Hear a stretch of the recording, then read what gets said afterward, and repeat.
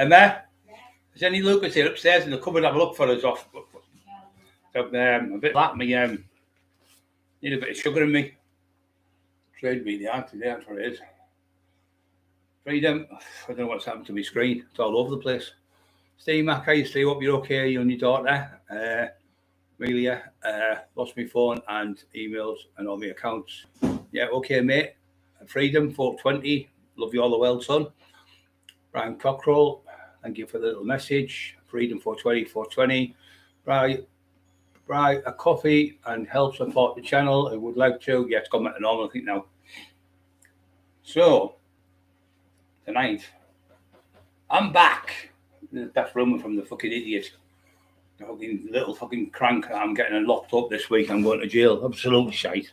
I haven't even been in my fucking house. I'm still under that stupid thing.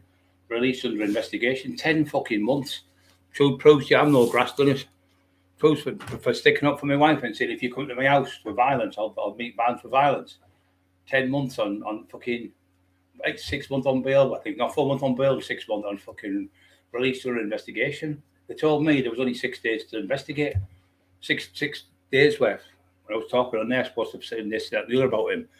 So you have your computer back within 2 days. That was fucking 10 months ago. They're just lying, horrible, dirty, horrible coppers in Cleveland police. You're the most fucking corrupt, dirty, low-like police force in the whole of the land. You're known for its corruption, taking drugs, selling drugs, fucking giving drug dealers, giving criminals drugs in the cells to get confessions for crimes they haven't even fucking done. And that's how you got the crime rate down in the 80s and the 90s. Absolutely. All got sacked, didn't you, scumbags? You don't even turn up at people's house when they phone 999. You're a disgrace. But we've got the things back from the government, from Parliament, and they've gone give Emma the permission to go ahead now to sue the police and put a complaint in. What was disgusting. I think it's absolutely disgusting that a woman was left in the house and all them police officers turn up with vans and armed response and everything to come to the house, leaving her in the house with my brother, had autism, and Emma, who had a mental breakdown through it all, petrified with a dog, walking the streets, scared because they said they were going to break in the back door and rape her. So she done that. She phoned 999 3 fucking times for them, not once did they turn up. A disgrace, absolute disgrace. And I've got loads of other people backing me in the Cook community. They've said the same. We phoned, my house got burgled, it took them 5 days to turn up. Another one said 9 days to turn up. Another man phoned up in a shop in Parliament Road and said, I'm being burgled, I need help, please help. He said, just stay out of the way and they'll be all right, they'll go away. He said, they're in the house, they're in the shop now. He said, they're downstairs. He said, I'm upstairs, my phone barricaded in my house. It took them 5 days to come into his house. Disgusting, and pain. And that's where most of your money goes to the police. I refuse to give them a fucker. I won't give them it. I'm giving fucking out. And I want to know you don't have to pay your council tax unless they can give you the full rundown on how much and where the money goes to. If they can't give you that rundown by law, they have not. I've got the right to take that money. They have to break it down and show you where the money goes to, which different departments, where it goes. And then you can get another one on the discretionary housing officer under A1 or A9, I think it's called. You go in there if you're making a very low income, you're not making enough money to pay your council tax every month. You don't have to be exempt from it. If you check it out with them, you go and ask them, go down the council and speak to them and say, I only make such and such amount of money, I can't pay my council tax. They'll maybe put you down to maybe you have to pay £25 a month or something like that, so they can reduce it, or they'll just give you exempt completely. Because if you're on a very, very low income, a lot of people are, especially care workers like myself, you're on a very low income, you don't have to pay it. You don't have to pay it. Honestly, it's the truth. I wouldn't give you lies. Right, people out there, I'll just go through you all on here, just I'm getting away with myself because I'm fucking filled with these police and that. How that little rat is sat there in his house, making statement after statement after statement, all malicious communication, lies and lies and lies against about 100 different people he's done it with in the northeast and all over the country, and he keeps getting off because he's a little fucking police informer, isn't he? So Steve Mac, how you son? Freedom 24/420. How you Trap Mafia, brother? Hope you're okay. Frankie Idol, hello, Bray. Hi, all and Bri. Yeah, I'm okay, Frankie, son. Freedom, Peter the Box, great lad. Steve Mac, another great lad. Dean, all right, Dean, you okay, mate? Good evening. Insurance had even started to buy a new one, got the new Samsung and hate it. Said they couldn't back. Send the come back. Don't buy something you don't want. Say what I do with me, I'll pull a wire out something. It's not working. Send it back, and they say, well, it's got broken in when it got delivered. It wasn't working when I got it. They've got to give you it back. You've got 30 days usually to take the goods back. I think the policy is 30 days for any item. I've got things I don't fucking like that, like shoes and stuff. I put them on, I've worn them, and I bust the front or something, and I kept them 2 weeks or something. I've only had these 2 weeks in the bus. So I think it's 30 days you've got to take goods back. So what you can do is, what I did with my brother, sorry, my nose, I've got a bit of a cold.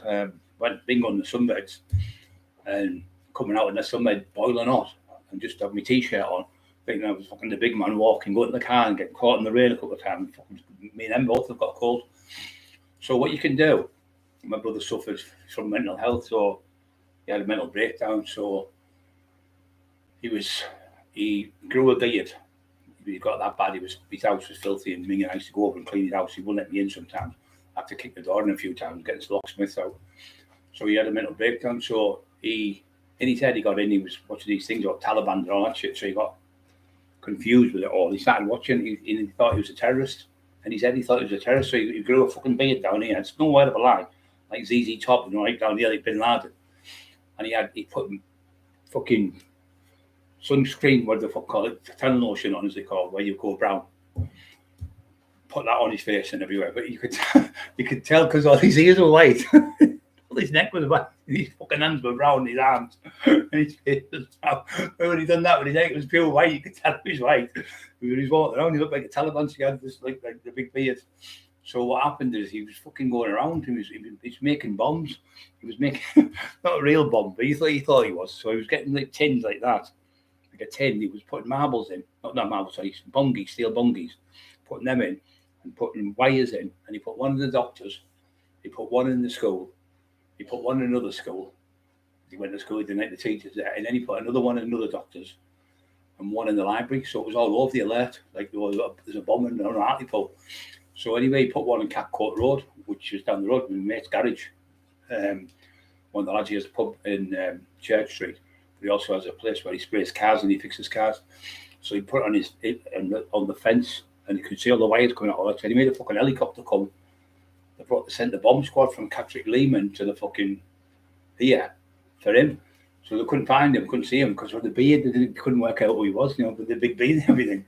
So anyway, they're fucking on the middle of the night, about 4 o'clock in the morning, he's walking down the street with 2 petrol bombs with like tissue stuck in them. He's walking down the street on Cockerill Road, is like a big massive road in Hartlepool. And they went, arm response, put down the petrol bombs and all, they were shouting. So he froze like that and he put them down. Anyway, they got him. When he got there, it was fucking water. 2 pints of water. 2 pints of water with tissues in. And when they got the bombs, even though it's the intent, you see. So they called Simon Clark, the copper. God bless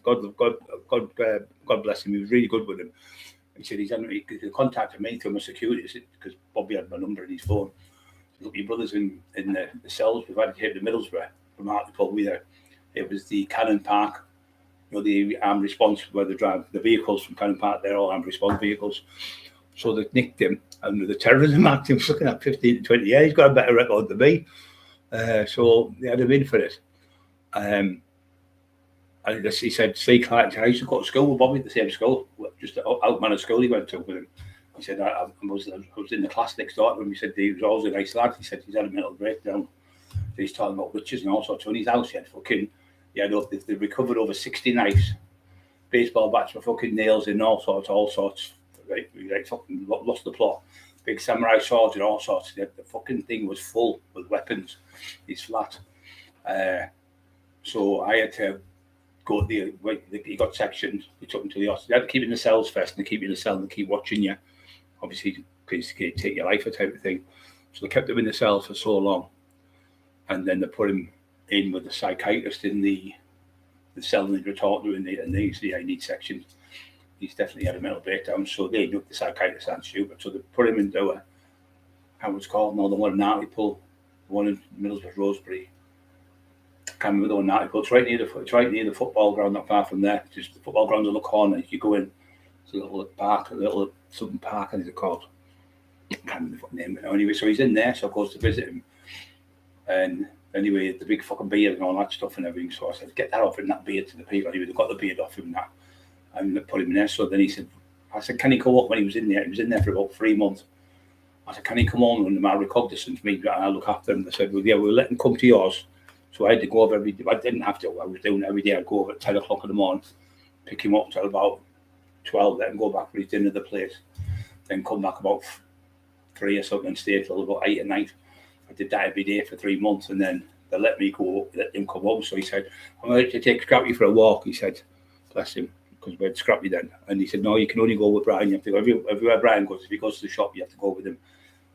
You can't go to the house on your own because we're giving you bail to go to court at a certain time. But then when it went to the psychiatrist, they went in and said he's not fit. The word was not non-compass mentis to go to court. But he was looking at 15 to 20 fucking years for the terrorism act, because the bombs he put there was intent, because he made them. If you had a gun and you'd say you had something behind you and I'm going to shoot you with a gun, even if it's not a gun, if you make that person think it's a gun, you still get done for the intent to do what you're going to do. It's like if you sell baking powder or soap powder and say, I've got 5 grams of the coke here, do you want to buy it? The cops catch you with it. The intent is you're trying to supply a Class A drug. You're putting it as this because you're telling them it's a Class A drug, even though it's baking powder. That's why one of the reasons I stopped taxing and stuff, because you couldn't get away with it no more. When I used to rip drug dealers off and that, you'd give them like a key of fucking baking powder or something, pretend it was coke, but you couldn't get done then, because it was just like people used to get caught within the can and you couldn't get done. But now if you do it, you get done for intent to supply. It's like drugs. You used to be able to go to the rave. You could go to the rave. We used to go and be like one of us would have 10E on, another one would have 10E. So they grab them, they catch you with the ecstasy. You say, well, there's 10 of us. So you get all the people in there, you knew 10 people. Yeah, I'll put a 10 in there. That's well, 20 quid each then. We all put the money in, we bought it, and we got it a little bit cheaper because we bought 20, but they're all for, one's mine and one's his money. But if you've got like 20, it looks like you're dealing, but if you can prove you've got people with you, they've all bought 2 each or something, or there's 20 years bought them, you used to get off with it. But now if you get it, the person who's got the 20, they get done now for supplying the E to the people who they've got it for. So it's all changed, all the rules. That's why I packed out it all in. It was a fucking nightmare in the end. And that's it's a crime, take the cars off you and everything now. You can't get away with it. That's why you can't do it. Colin Maguire, how are you doing, little man? I was just telling about you today, remember? I said, have anyone seen him? I hope you're okay. I was worried about you today. I'm glad you've come on, Colin. I just talking about you today, honest to God.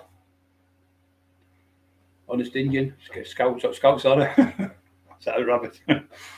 Yeah, so he ended up coming to mine. So after 6 months, he was off it. So when we got pulled up before, they came and said, oh, he's under the such and such act.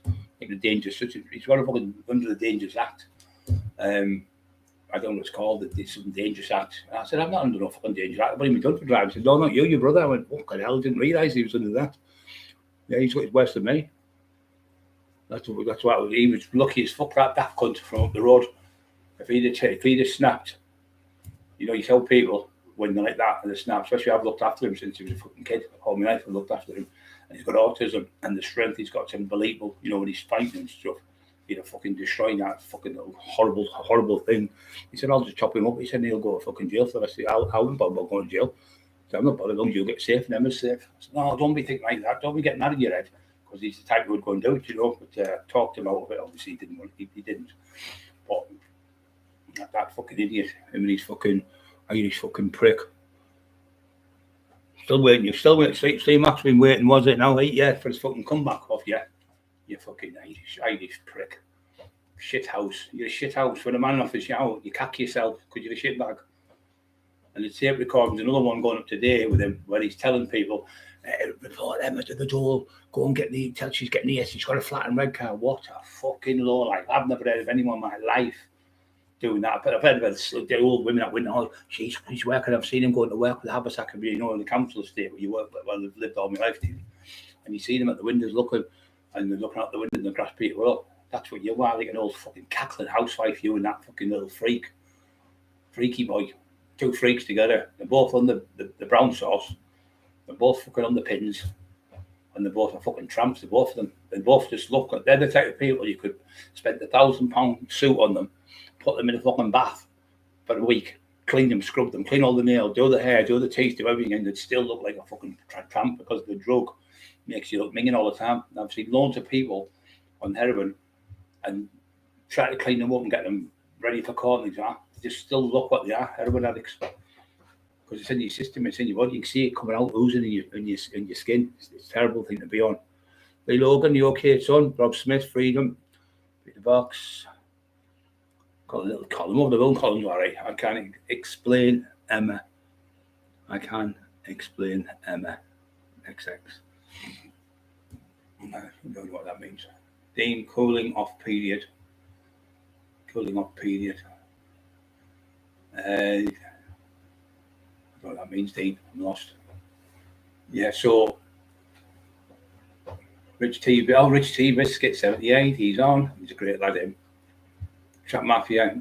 Rob Smith. Hey, Rob. You okay, son? Love you all the world. You remember there's ladies on here as well, Rob. You'll be beating there. What's it called? Not racist. The women will be going mad if you don't say, ladies and gentlemen. Hello, Peter. I've lost my phone yet. Yeah, so there's no charges from that. He's getting arrested tomorrow. He's going to jail. He's getting his house took off him by Christmas. What a fucking crank. What a crank. I'll pay my mortgage, bang on. It has gone up. I have struggled like everyone else. It's gone up to £915 fucking pound a month. It was 380 quid. When the pandemic was on, they asked us to do one of the 3, 5, 6 month grace. I went, no, I'll still pay it. I've never missed my mortgage, you little fucking freak. Little freak. And what you know about mortgages, you've never fucking had a house in your life. You live on your back, but you live in your fucking mum's flat. And you sleep on a settee, on a couch. And you bully your own mother and your own little kids and your girlfriend. You're a fucking woman bullier. You've got a problem with women, you. See, it's a bad problem with women. You really have. You were talking to another girl from Recollections the night and talking about like shit. Really bad. I'm not on about the other one. I'm on about that Irish one. But you keep shouting your mouth off. I've told you, when I'm fit in the summer, I'll come to where you are because I'm going to Ireland anyway to go to church and do a speech. A couple of churches I'm doing. So I'll come over there and gladly meet you anywhere and knock you clean out, you fucking idiot, in 2 seconds. Fucking idiots, aren't they? Yeah. So while you are all talking to each other, I'm going to go, like, please hit the like button. Yeah. So people struggling with the bills, right? There's a discretionary order you can get from you got the Sitting Advice Bureau. My brother, again, this was when he was ill. He was phoning up 118, and it's a fucking fortune. They're absolute disgusting. Something like £5 a minute. It's £5-10 a minute it is. For 118. When they put you through 118 to another phone, then the other phone company, say it's like fucking a normal exchange, then they charge you. So you're paying £10 to get put through 118. Can you put me through to say 573, 575, whatever the fuck number is? And then they go to the other exchange, and then they go to the next exchange. It's nearly, you're talking 5 years, it was £10 to go, nearly £7, £8, £9, £10. So all these old people are getting £300 and £400 bills off this robbing bastards. 118, then the deal is gone. You know, and you get put to the operator, all that shit. Well, they go to the operator next. So, honest to God, it cost you $40. So he was doing it, probably talking, arguing on the phone. So he had £3,000 bill. So I said, listen. So I got hold of he's great bloke. He's a psychiatric social worker. I got hold of him. I said, look, he's mentally ill. You know that. He's got mental health problems. He's on different types of tablets. He's on injections every 2 weeks. He gets depot injections. He's on fluoxetine. He's on fucking Prozac. He was on all these different things, loads of different medication, 3-4 times a day, 4 or 5 tablets a day. You'll see him sometimes cabbage it's the medication. So he said, well, there's a thing you can go to now, a place, blah, blah, blah, blah. So I said, okay. So we went and seen the lady, went to see the Advice Bureau, an article, lovely people there. I said, look, my brother, he said, well, Pete's got mental health issues, they shouldn't have done this. So we got it sorted and they cut the phone off. So they cut the phone. I said, don't put the phone on it, but again, because he's got mental health problems. And approved with a letter that got sent to them from a doctor and all that. So they went, okay, then no problem.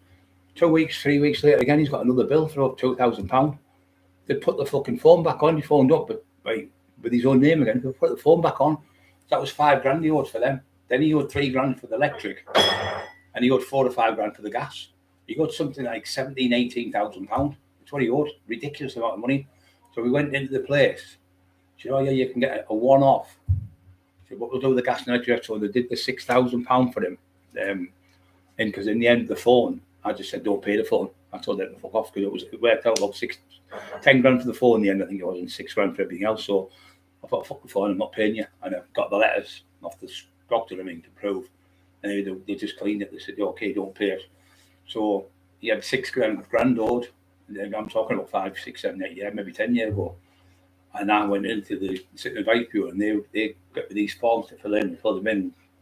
The social worker, he filled them in anyway. They scrapped the whole lot gets quashed. So if you've got any debts, I think it goes up to about 18 grand now. If you've got any debts out there, you don't have to go bankrupt. But if you do go bankrupt, all they do is when you go bankrupt, you just lose your credit for 6 years. So you get a bad credit. So fuck, you lose like they say you're making £1,000 a month and you're paying out £500-600 every month for bills. You get all that money. So you're back to you say you're on £1,000 a month just for talk's sake. It's cost you £500, £600 a month to pay your bills, and then you've only got £400 or £500 left. You're going to have £1,000 every month instead of that. So whatever you're paying out, it's worth it to go bankrupt because you're not going to have all that fucking stress. All right, you won't be able to get cat loans and all that shit. So fucking what? You can get them in somebody else's name, your sister, your brother, whatever. But you'll be classed as bankrupt. But if you're not bothered, especially if you're on a council estate, you're not bothered about cars and things like that, and you haven't got loads of money for things like that. You get the bus everywhere. You've got a pass. You don't need fucking cars and money, so you can get it all wiped off by the City Advice Bureau. You go and speak to them, and they give you the forms to fill in and everything. And what you can do is get them to fill the forms in.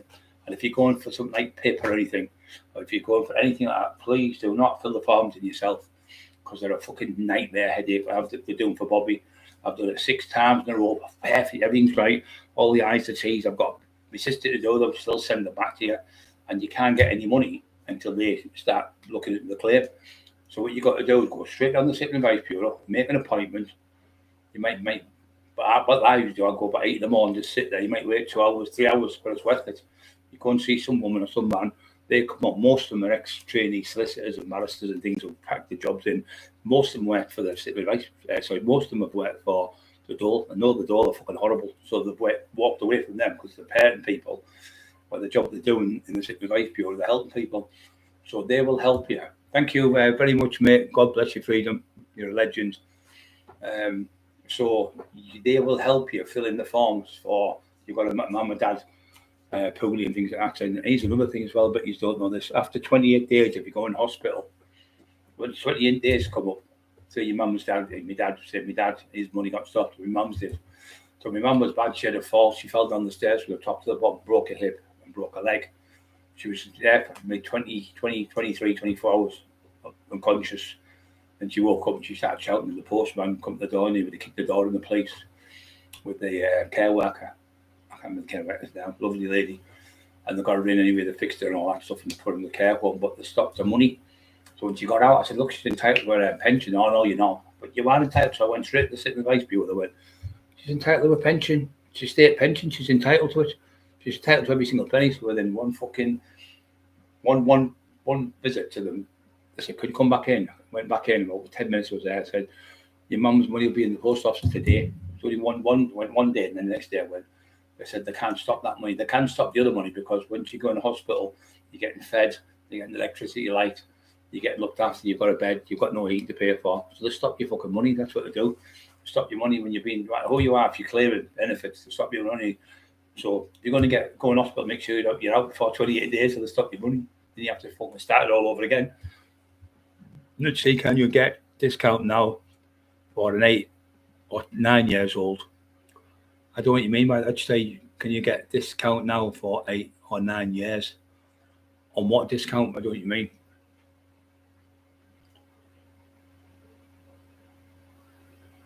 Insurance cheap have got 9 years, no claim. Once it goes to 10 years, it doesn't matter. Even if I had 20 years, no claims. If it goes to 10 years, 9 years, 10 years, you don't get any more. You get cheaper a little bit, but he said to me, the bloke, I know like people working in the insurance, they said, once it goes to 10 years, it doesn't matter if you say you're 15 or 20 or 30 years, you've had no claims, no claims. It doesn't make any difference. He said 10 year or 20, if it's 2 year, or 3 or 4, 5 year, you get a discount, obviously 6, 7 year. And with 8 year, maybe 9, you get up to 10 year discount off it. But you definitely get a discount. But once it gets to 10 years, it doesn't go down. It might go down like 50 pence or something stupid, or £2 or something. My insurance has just got up 30 quid a month. not yet a month. You have to renew it, so but mine just renews itself every year. I just pay direct debit; it just pays itself every year.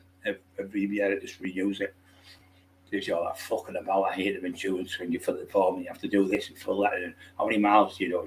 Fuck off. They want to put a box on my car. I said, fuck off, so the police can see everywhere I've been and watch me. And that's why I won't put a tracker on my fucking car. I thought, yeah, I bet you want to put a tracker on my car. I put a tracker on my car. I put it on my sister's and said, let her ride around. She was only going to work, see, back and forth to work, allegedly.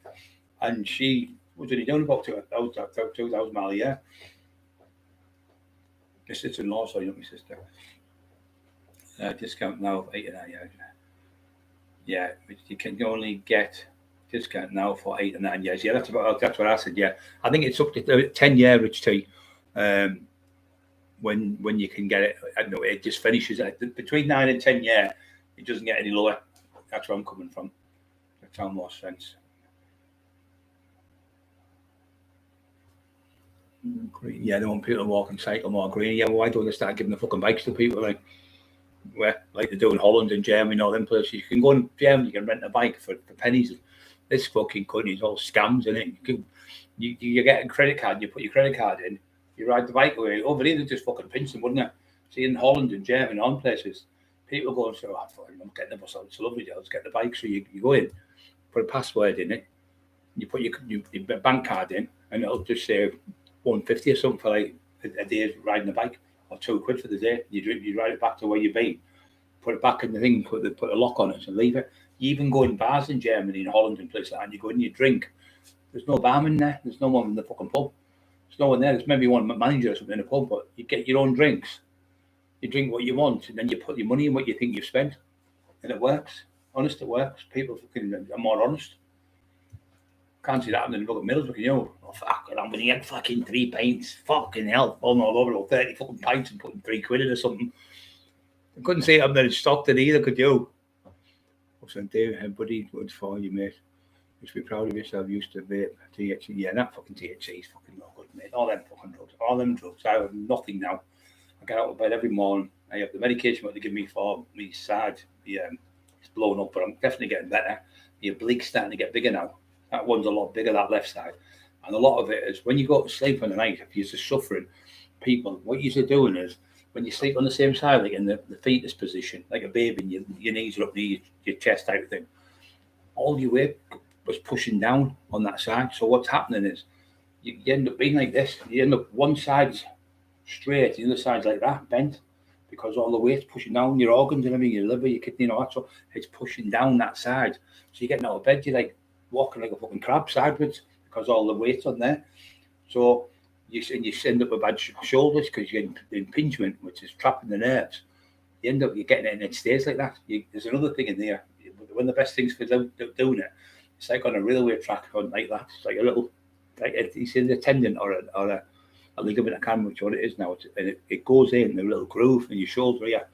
And a lot of people think it's rotary cuff problems, and it's not. It's just that what's happened is it's come out off the track, not like a railway track, and you've got the wheels on the track and it rolls. So what you need to do is get on a bar, hang off a bar for about a minute a day, you can build up to 5 minutes a day. Within 1 month, I'm telling you now, it'll strengthen all your hands up, it'll pull your arms back into play. A lot of people's shoulders, because they sit at a desk all day doing this and typing, they've got the position I'm in there, my shoulders are coming forward. Now when I'm sitting normal, I'm here. So if your shoulders are like that and you're doing that 8 hours a day typing, your shoulders start coming forward, so you get hunched up, your neck gets tight, and your shoulders are hunched up. So what you've got to do is you put your hand behind the back of a door and pull yourself from that position like that and hold it like a minute. And you're also hanging off another good way of doing it is hanging off a bar in the gym. So a lot of people are doing these CrossFitters. That I've seen somebody on a bar. He was on the bar for nearly 2 fucking hours holding a bar. Just holding it, all different positions, moving around it and up and down and all that. And fucking hell, super fit.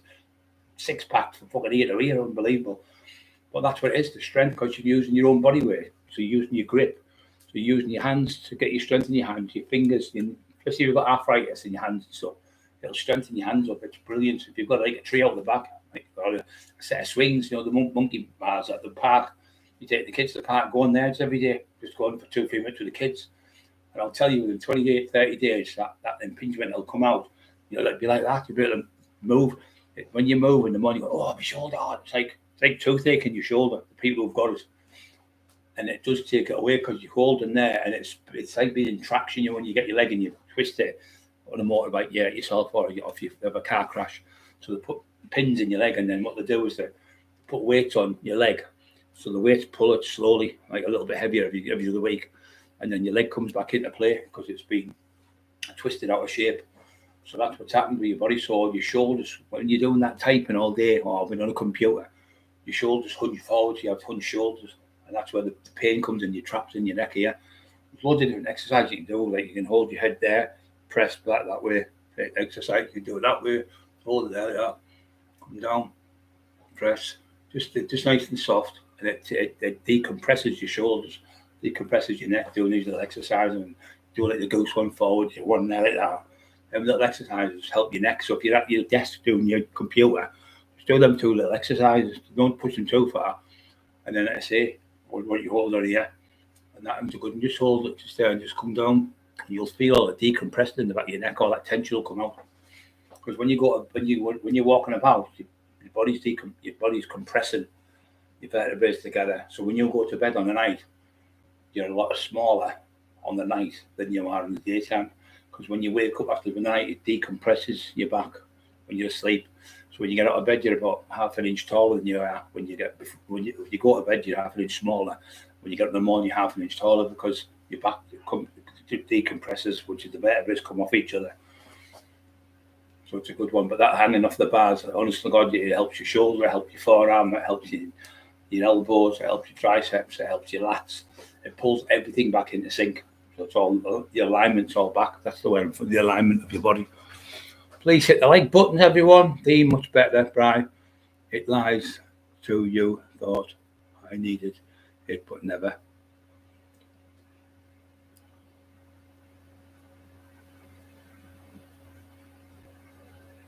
Thanks, Rob. The Dean, he's been told that before. Thanks, Emma and Mr. Wolf.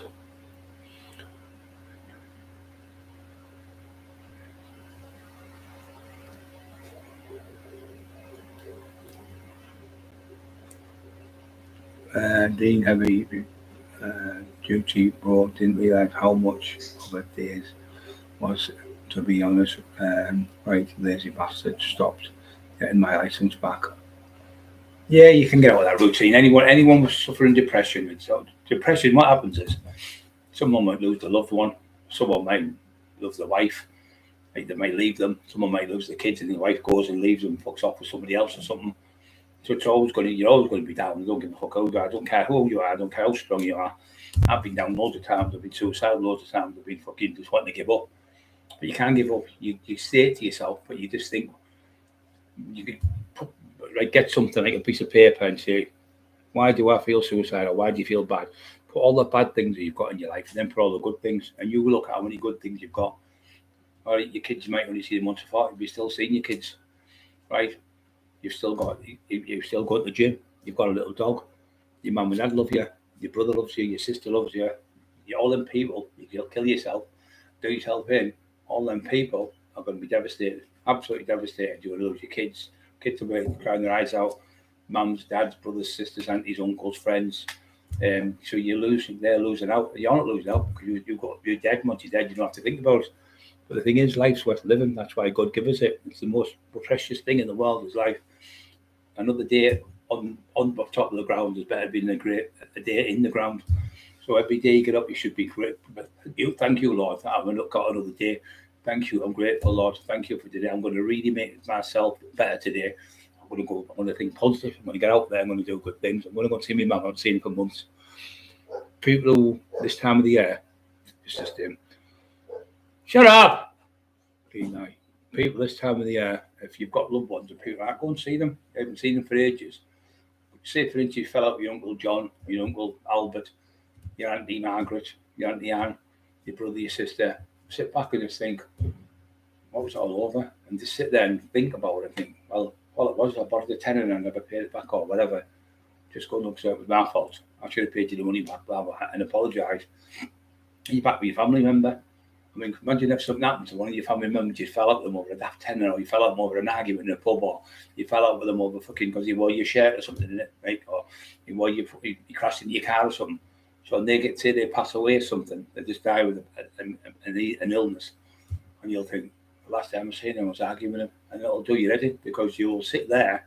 You might be 25, 30 years old, but when you get to 50, 60, you'll think, oh brother, I should never have said that to him. Maybe he died because of me. You'll start blaming yourself for all this, and then you start getting fucking depression. And that's how it happens, things like that. So if you've got any friends you fell out with, if that's really, really bad, obviously, or people are toxic, you've got away from that's totally different. But if you've next fucking hurting after doing the exercise. Oh God. So yeah, so depression, it doesn't matter how old you are, you can be 5-year-old, you can have depression. People do go, oh, I never get depressed. Anyone, any time of day can get depression. I always say the same old cliche, but I'll tell you again, the people listening, you can be sat at home, you can be making 10 grand a week. Let's do prime examples. Let's say my analogy would be the theory of how he died. So we've got people like Robin Williams, the actor, £50 million in the bank, hanged himself with a belt. That's depression, really bad depression. It's nothing to do with money, or somebody lost the job, they're going to hang themselves or kill themselves because they've lost the job. It's not the end of the world. Money's the root of all evil. But you do need money, but not as much as what people think. So, yeah, as long as you can pay your gas, pay your bills and your water and your bits and bobs, and you've got a little bit of money left, put it away if you can. You'll never. Somebody said to me, if you make £500 a week and you only spend 350 or 300, you'll never be happy. Because I said, what do you mean? Because you'll always have money. If you spend £500, then you borrow money. So when by the time you get your £500 wages, you borrow £300 off someone. You've only got £200. I thought, oh yeah, I see what you mean now. She's about 89-year-old, this woman. Called him Bob. She was called Mary or Margaret. And I met them in Spain. They said, do you want to go for a walk? They went about 5 fucking miles. I was fucking exhausted. He was about 19, she was 89 or something. I was about 26, I was about 24, so I was fucking knackered. No walking all over Spain with the lads, never again. Yeah, from Sunderland we're from. And Houdini come, the one, the escapologist, used to tie him up and put him in. Houdini came to Sunderland and he tied him up with a string around his thumbs, and Houdini couldn't get out of it. That's the truth. So I put my hands behind his back and he tied him with a lace in a special way. He was ex-sailor, like a sailor's knot, whatever you put it in. And they couldn't open it. He couldn't open it up. Houdini came over and shook his hand. Yeah, just so anyway, so what was I talking about? Oh, depression. So with depression, so it's people like Michael Jackson, gone, drugs, depressed, worth billions, probably billionaire. I think he was. Look at George Michael, good looking lad like that. I did all the world, had all the money in the world, got the looks, got everything, had everything, beautiful house and everything. Top celebrity. I mean, the other one, he took his own life by constantly taking drugs. So what you got to do, you got to remember, they've got that much money, they don't know what to do with it, and there's nothing else to do, so they take the drugs. That's the only last thing left. They start taking more drugs, and the more drugs you take, the more you need. The more you take, the more you need. Same with alcohol. You start with a few pints or something, and you're on 3 pints and 5 and 6 and 7. You're having 10 pints a day. It fucks your liver up, your kidneys, it fucks your brain up, and you start not sleeping properly.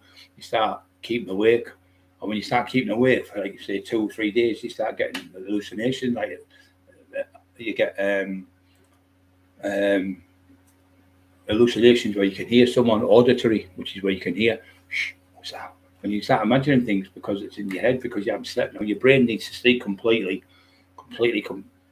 sleep for it to rest, and it can't rest unless it's asleep at that REM, which is REM movement. And if you keep waking up and hanging up and you've been up for 2 or 3 days, you start hearing things and seeing things that aren't even there. Then you get even more depressed. So you hear things like that, and you look at there's no one in the house. It's just terrible. But loads of people get it, but it's like I said, you could just be sat. You could be out. Depression is like this. You could be sat outside at the park, at the beach, summer's day, beautiful weather, beautiful sunshine, sandwiches, and the family there, everyone happy, thousands of pounds in the bank, top of the range car, beautiful house and everything. And all of a sudden, a thunderstorm comes, grey clouds, black clouds, rain starts pouring down, ruins the day. all the sandwiches are wet and everything. So that's like depression. So depression is exactly the same as, and that's the analogy I was looking for. You can be on top of the world, and a couple of minutes later, you could be down because the depression could just hit you just like that. Hey, I'm doing that now. Look. Not brilliant, but hey, I'm not the fond of it. So depression can hit you at any age. You can be 5-year-old, you can get it. You can be fucking 10-year-old, you can be 15-year-old, you can be 20, you can be born with it. People say, oh, stop being miserable. Years ago, get a job, you stop being lazy, lay in bed. And so one of the main traits is you start feeling really tired. You start feeling, I can't be bothered to get up. You start pulling the blanket over your head when the light comes through or you start keeping the blanket. You start cutting the light out. So the daylight, now if you start cutting the daylight out, the daylight gives you vitamin D, and the vitamin D helps your testosterone levels go up, so that makes your mood go up. So if you're shutting the light out, especially in the summertime, you get no vitamin D, so your testosterone levels are going to be really down. So if they're really down, you've got no energy to run about with the testosterone, what gives you the strength to run about. And women have got testosterone as well, not just men, women as well. So you could shut that light out. The light is the one that makes you wake. When your light hits you in the morning, opens up, you open the curtains, that's you're up, so your body clock's telling you, because the light hits you. If you've got the curtain shut and you can't see the light, you don't know what fucking time of day it is or anything, so you're locking yourself away from reality then. So then the days are going past and you're thinking, what day is today? You don't know where the fuck you're at because you're in that much depression, so you think, I can't really get a shave, so that you start having a big beard. That's one of the first signs, and then you can see the beard scruffy, you can see the clothes are dishevelled, you can see that they're not eating properly. They're least like that noise would be like bang, like that, jump like that right out the skin because they've had no sleep. Deprivation means you haven't been sleeping, so your brain then is completely fucked. It's all over the place. So it's like being on drugs really, because when you're taking drugs, you get paranoid. When you're on cocaine, you get paranoid. You're on all different types of speeds and things like that because it keeps you alert and it alters you the way you the mind altering drugs. So your mind alters. So if you start taking cocaine, oh, it was great when I first got it. The crack was great and all that, and then all of a sudden, woof, one day, what's that? What's that out there? There's somebody out there, and you're looking out the window every 2 minutes. There's no fucker there. You're looking out the window. I remember I lived in the other house at the other end. Holby Close, I think it was called. To Hollybush I lived, the other part of Bingham Valley. And at the top of the range, Cos was on the front. And I was looking out the window, there was somebody in there, somebody went anywhere. I kept looking, I could see 4 blokes sitting in the car, full of fucking coke, been on about 3 or 4 days. I fucked this. So I went in the house to come out with a fucking samurai sword and I stabbed all the tyres to fuck. I thought, they won't pinch my fucking car now, they've got no chance of pinching it. There was no fucking in the car from day one. It was all in my head. And when I got up the next fucking day, I had to pay £300 for a recovery truck coming and £300 for a fucking new set of tyres. It cost me £600. And that's what drugs do, yeah. They fry your fucking brain. But you can get that without drugs by having depression. It can start manifesting in your body. A lot of people who get depression, it's mainly it's in the family. A lot of people have got mental health issues. Some have OCD, obsessive compulsive disorder, where they keep doing something like they won't walk on the cracks of a pavement, they'll walk over them, they'll walk on them. They think if they walk on the crack, they'll die. Or they'll go 1, 2, 3 up the stairs and 1, 2 up the stairs and 1 down the stairs. Or they'll turn the light on, off, on, off, like 3 times. So I've seen that. I used to do it 3 times on, 3 times off. It's a thing, all threes. People do it 3s and 4s mainly. People think he's fucking mental. I'm telling you, people only know what I'm on about because they know exactly what I'm talking. They won't walk on the cracks because they think, oh, walking the cracks won't happen to me. Or if my car doesn't start today on the first go, I'm going to have a bad day. Or if I go in the bathroom now and if I go, I can't, if I flush the toilet, if it doesn't flush the first go, something's going to happen to me. I start putting all these fucking that things in your head. I've seen that, but loads of people tell me loads of mad things. Like they can't do it because if something happens, they just say, like somebody will say, oh, if you get your t-shirt the wrong way around, it's good luck. Then somebody say, oh, if you get it the wrong way around, you're going to have bad luck all day, and they'll go back to bed. Take the t-shirt, I like all that shit about walking under a ladder. Till you fuck, bad luck. Smash your mirror, you'll have 7 years bad luck. It's an old fucking wives' tale. It's all made up. It's shit. It's from it's from 1,000 year old women talking shite. It's all over your shoulder gives you luck. It's a load of shit. Honestly, it's all shite. You start believing all that, you might as well be fucking dancing down a woo woo like a witch around a wigwam or a fucking. It's just old wives' tales. There's no such thing, and no one's perfect apart from me. No one's perfect. No one's perfect. People are beautiful, absolutely stunning, gorgeous, beautiful people, and they still think that they're ugly. They still think they're this. They'll go out and they'll buy Botox, they'll buy this, they'll buy that, they'll do that, and they'll still keep going and going. They get the old CD then, where they'll keep doing it and doing it. And then it becomes a habit what they're doing. Like people smoking, they'll have a couple of fags when they're out, and in the end they end up taking fags non-stop. And they're on 20, 30, 40 fags a day, and fucking 20 years' time they'll die of cancer because they've been smoking cigarettes for 40 years, or 20 years, 30 years, whatever you do. As my wife make money from work, but nothing that I haven't worked for that doesn't make us better than anyone makes. Yeah, you're right. In the late 80s, early 90s, where I had all the rave clubs boxed off and the fucking ecstasy and everything, I was just giving that fucking people. You know, like we live in a council estate, like we all, most of us on here. You think, oh, give me mate a couple of grand, he's struggling. I'll give me mum $5 grand a month. I'll give me dad $2 grand a month. I'll give me sister man. You just fucking give it away to people. You easy come, easy go, like Mike Tyson, like fucking Evander Holyfield, £400 million. You give it away to people. You do. Because you think in your head, you think, I'm not going to live much longer. I've been shot at, I've been stabbed, I've been hit with bars, I've had fucking people attack me in houses, I've had gangs attack me, I've been fucking ran over, I've been fucking petrol bombed, I've been fucking shot at with 6 people with guns in fucking red car. Missed me, shot me fucking mate. My mate was 13, so he got shot. Big Rich Horse, he was with me, Full Tune was with me. McSorby was with us. Bam Bam was with us. We're all there, and they all started shooting. But they're only them little derringers, I think they're called, the guns, like a little handmade ones you can make on the lathe, where you put a little hole in them. Anyway, you can only fire one bullet at a time. One or two, I think you get ones with 2 in. They had them in the old cowboy, the old gangster films. They used to have little women used to have them in the purse type of thing, like a little tiny gun. Anyway, he shot, and I said, they're not even real. The Bam Bam, he said, the fucking hard. Have a look at the fucking BJ was there. He went, look at the fucking windows in the van, because we had the lads who were coming. There was about 12 of them were all boxers and kickboxers. There was 17 of us, and there was 30 out of them, and they all had machetes and every fucking thing. So we said, fuck this. So we turned and run like fuck. I said that day I could have beat fucking Usain Bolt. We were all in, about 11 of us in a fucking in a Sierra, not because with the Sierra, a blue one, all with legs hanging out windows and everything. It was like a world record. They were all fucking shooting. Not all of us, 6 of them had guns, but the guns they had were shite. You could shoot from here, and this was over there, because when you make them barrels on a gun, they've got to be perfect precision. So when you're doing it on the lathe in a work, just start fucking waiting out, say British Steel or something, you're making them, then they're not precision. So when you fire it, it'll just skewer all over the place, or they blow up your fucking hand.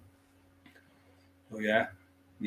So I was mentioning the House of Commons by Maud Molan, not my name. She said, running, it was 1996 I got out. 96 was it, yeah, end of 96, 96, 97. And I got out in 97, yeah, so it was all the 3rd of January 97. I got out in 96 for a few days. I went back and I got out because I got, you get in the cells every 2 hours, I think it's 2 hours in the cells classes a day. I had 3 or 4, I think it was 3 days earlier I got out.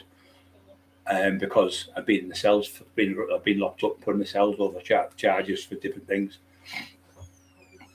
So, yeah, so they let me out 3 days earlier, and then I got out and got arrested. They said, "Oh, there's been a lad's been shot and red car killed." And this is true. I won't mention the lad. He was a boxer, good lad, and there was a rumour going around that I was going to have a go with him.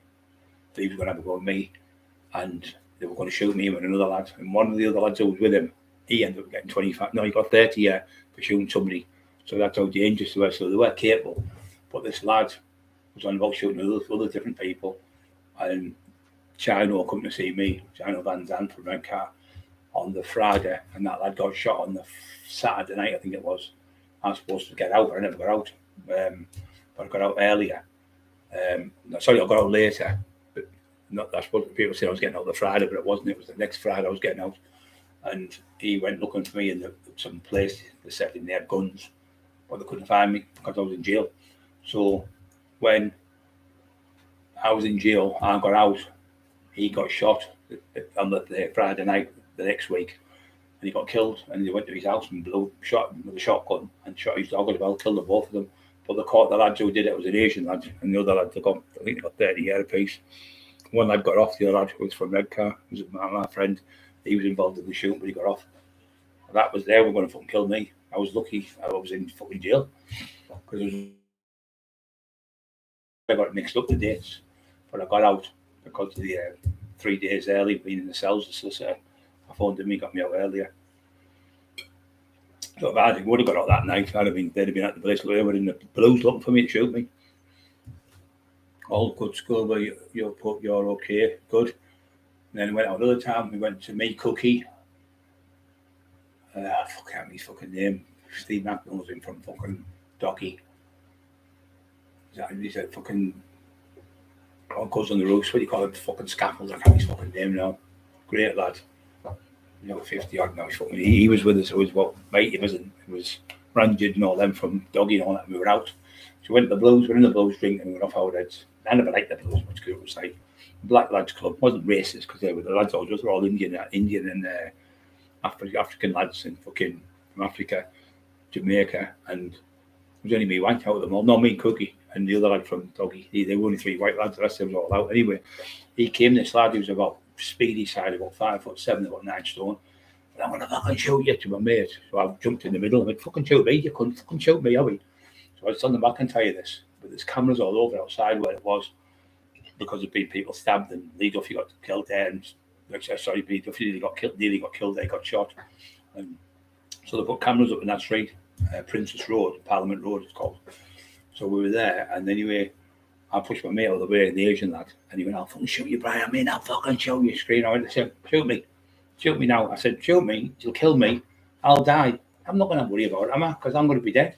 But see, all the witnesses here and all the cameras, you'll go to jail for 25 years. Can you do 25 years in a 12B8 cell? He just looked at them and then he's a bottle in, he ran like fuck. 7 years later, I was in with Mickey Harrison in Groveville. He's from the lad. And I was with Mick second name. He was fucking loopy Mick, great lad from Groveville. He's with us. And I seen him, do you remember me? Peter Caswell was another good lad. Peter was there. I was in the Broadway and he said, oh, do you remember me, Brian? I was the one who pulled the shotgun on you. Hey, you little cunt. And he started laughing. I grabbed him in a headlock. And I picked him right up in the air. I was like throwing him around, like just messed about. Oh, I'm sorry. And Michael said, you fucking lucky we were here. Just winded him up. And he seemed he was a nice kid in the end, but just being fucking daft. OCD, when I lock the doors night, I do the same thing every night there, you know. There's nothing wrong being like that, mate. I mean, there's nothing wrong if it makes you feel better than going to sleep and you feel like that. There's nothing wrong with that. Freedom. There's nothing wrong with that. That's just what you've done is what you've gone and what you've done is the OCD is you've got yourself in a habit now. So the habits become a hobby. You know, it's like started off as like a safety mechanism, but you've got yourself in a habit, and if you don't do it, you could be there in bed go, it's fucking freezing out there. It's this, that, and the other thing. Fucking hell, I locked the door. And you will get up, freezing, slow shaking, walking down the fucking stairs just to make sure that you fucking lock that. You'll go and do it 2 or 3 times. Really lock it up. I locked it properly, and you'll do it. And that's what it is, OCD. It's a horrible thing because you'll sit there and go, you'll do this, you go 2, 4, 6, 8 with the corners of a room. 2 that way, 4, 6, 8, 10, 12, 14, 16, 18, make it come to 20. It has to come to 20 all the time. I used to do it years ago when I was on the gear. You make it come to 20. It's fucking mad how the things you do. But what most people is 3s, 1, 2, 3. Walk up the step, 2, walk up 2 steps, walk down 1 step. Walk up 2 steps, walk down 1 step. It takes fucking years to get to the top of the stairs. But it's a habit, you can break it. It's just like, it is a habit. That's what you've got. You've made yourself a habit with the OCD. That's what it does. Obsessive compulsive disorder, it's called. You have to do it, and your brain going, you need to do it. Something's going to happen, you don't. I used to do things like that. I stopped to do it. I'm sure that you've got to take that chip out, throw it away, and restart your brain and put another chip in. Like, take it out, like your operation, throw it away, or put it in your pocket for another day, and then just say, right, it's gone that now, I'm not going to do it no more. And once you stop doing, my other mate, Mark Davison, used to do it. He was that bad. The story show this. He lived in Stockton. Tylery. Yeah, Tylery. He lived in Tylery. He'd walk all the way to Middlesbrough. You're talking 5, 6, 7 miles or something. So he was with another girl called Vicky, and smart as a carrot, clothes, everything was perfect.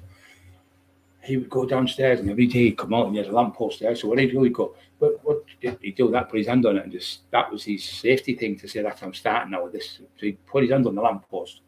So one day, it was a metal lamppost, like a green coloured one, put his hand on the lamppost and he walked. So he got all the way to near Middlesbrough, about half a mile from the shop. He went, I never touched the lamppost. But he never told her. He said, oh, Vicky, I think I've lost the keys. He's gone all the way back home. He's got to the lamppost, put his hand on it and went, oh, you had in my fucking pocket. They've had them all along.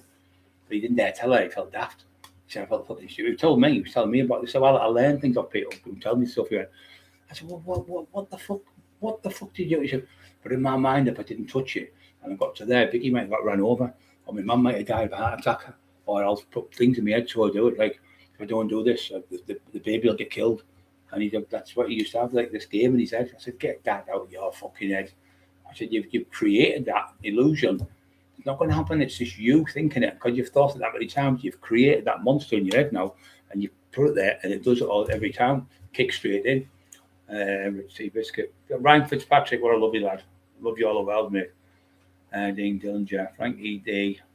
Remember the XR4i? I do remember the XR4i, mate. I've had fucking that many of them. I had two XR4i's. I had two white ones and I had two red ones. I had the Cosworth, the XR4i, they used to do 130 miles, that's all they did. So one night, I'm in Billingham, I got chased off the cops. I was off my fucking tits full of drugs. They chased me, anyway, he pulled me over, he said, you need to get out of the car. I went, fuck off, he said, well, you were speeding. I said, well, you must have been if you were chasing me. Anyway, I just drove off and left him. So I drove off with my mate Brian. We got around the bend. We jumped out of the car and done one because I was fucking off my tits. I couldn't see what I was doing. I was fucking like that. I was sniffing more coke than fucking the elephants. The fucking lines were like that. The lines in the middle of the road. I'm exaggerating, but you know, my mate was with us, and my mate said, he said this lad come in who was his friend. His big fucking nose out here like a fucking toucan. I can I have a line of that coke, Brian? I went, fuck that. I said, it'd be cheaper to give you an ounce. The fucking size of your nose. One of the pubs just started laughing. His fucking nose was like that. Can I have a line of coke? I went, fuck off, you can have an ounce. I said, it'll be cheaper. Everyone was just pissing themselves laughing on the seats. Fucking nose on you. Fucking hell, you could sniff the table up there, mind a fucking line of coke. Everyone was peeing themselves laughing in the pub. Yeah, I see one magpie.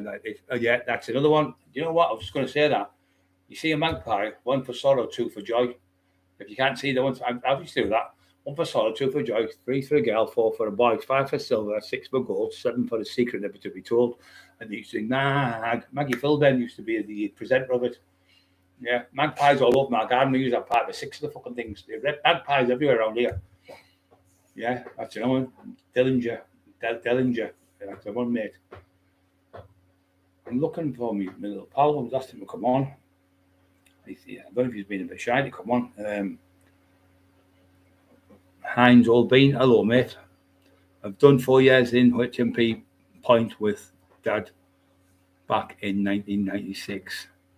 Peter the Hawks. Remember the Escort Cosworth and Racing Delta. Good old days. Yeah, if you could do anything, you could race like fucking. You could do what you wanted. The cops would chase me. They couldn't get anywhere near me. I learned all the left foot braking, off oversteering. Understeering, all that stuff. I learned off a lad called Adrian Horsey and the Bearbecks. Bearbecks used to build Cosworth and used to race them. They were semi-pro racing. Bam Bam and all them knew. They were proper. We couldn't. Me and my mum, we couldn't spin the 4 wheels. It takes really hard to spin the 4 wheels of a Cosworth. The 4x4 ones fucking rock hard, but they could do it. And Adrian Horsey used to build them at Morenby. He was good. He used to race the cars. So all of us used to get our cars built by them. What went built, were like you'd buy the Cosworth standard, and then they would put the actuator in. They'd put your fuel filters in. I think it was green or red. One was green, one was red. I can't remember the colour now. And they change where the fuel goes through. Fuel injectors. You change them as well.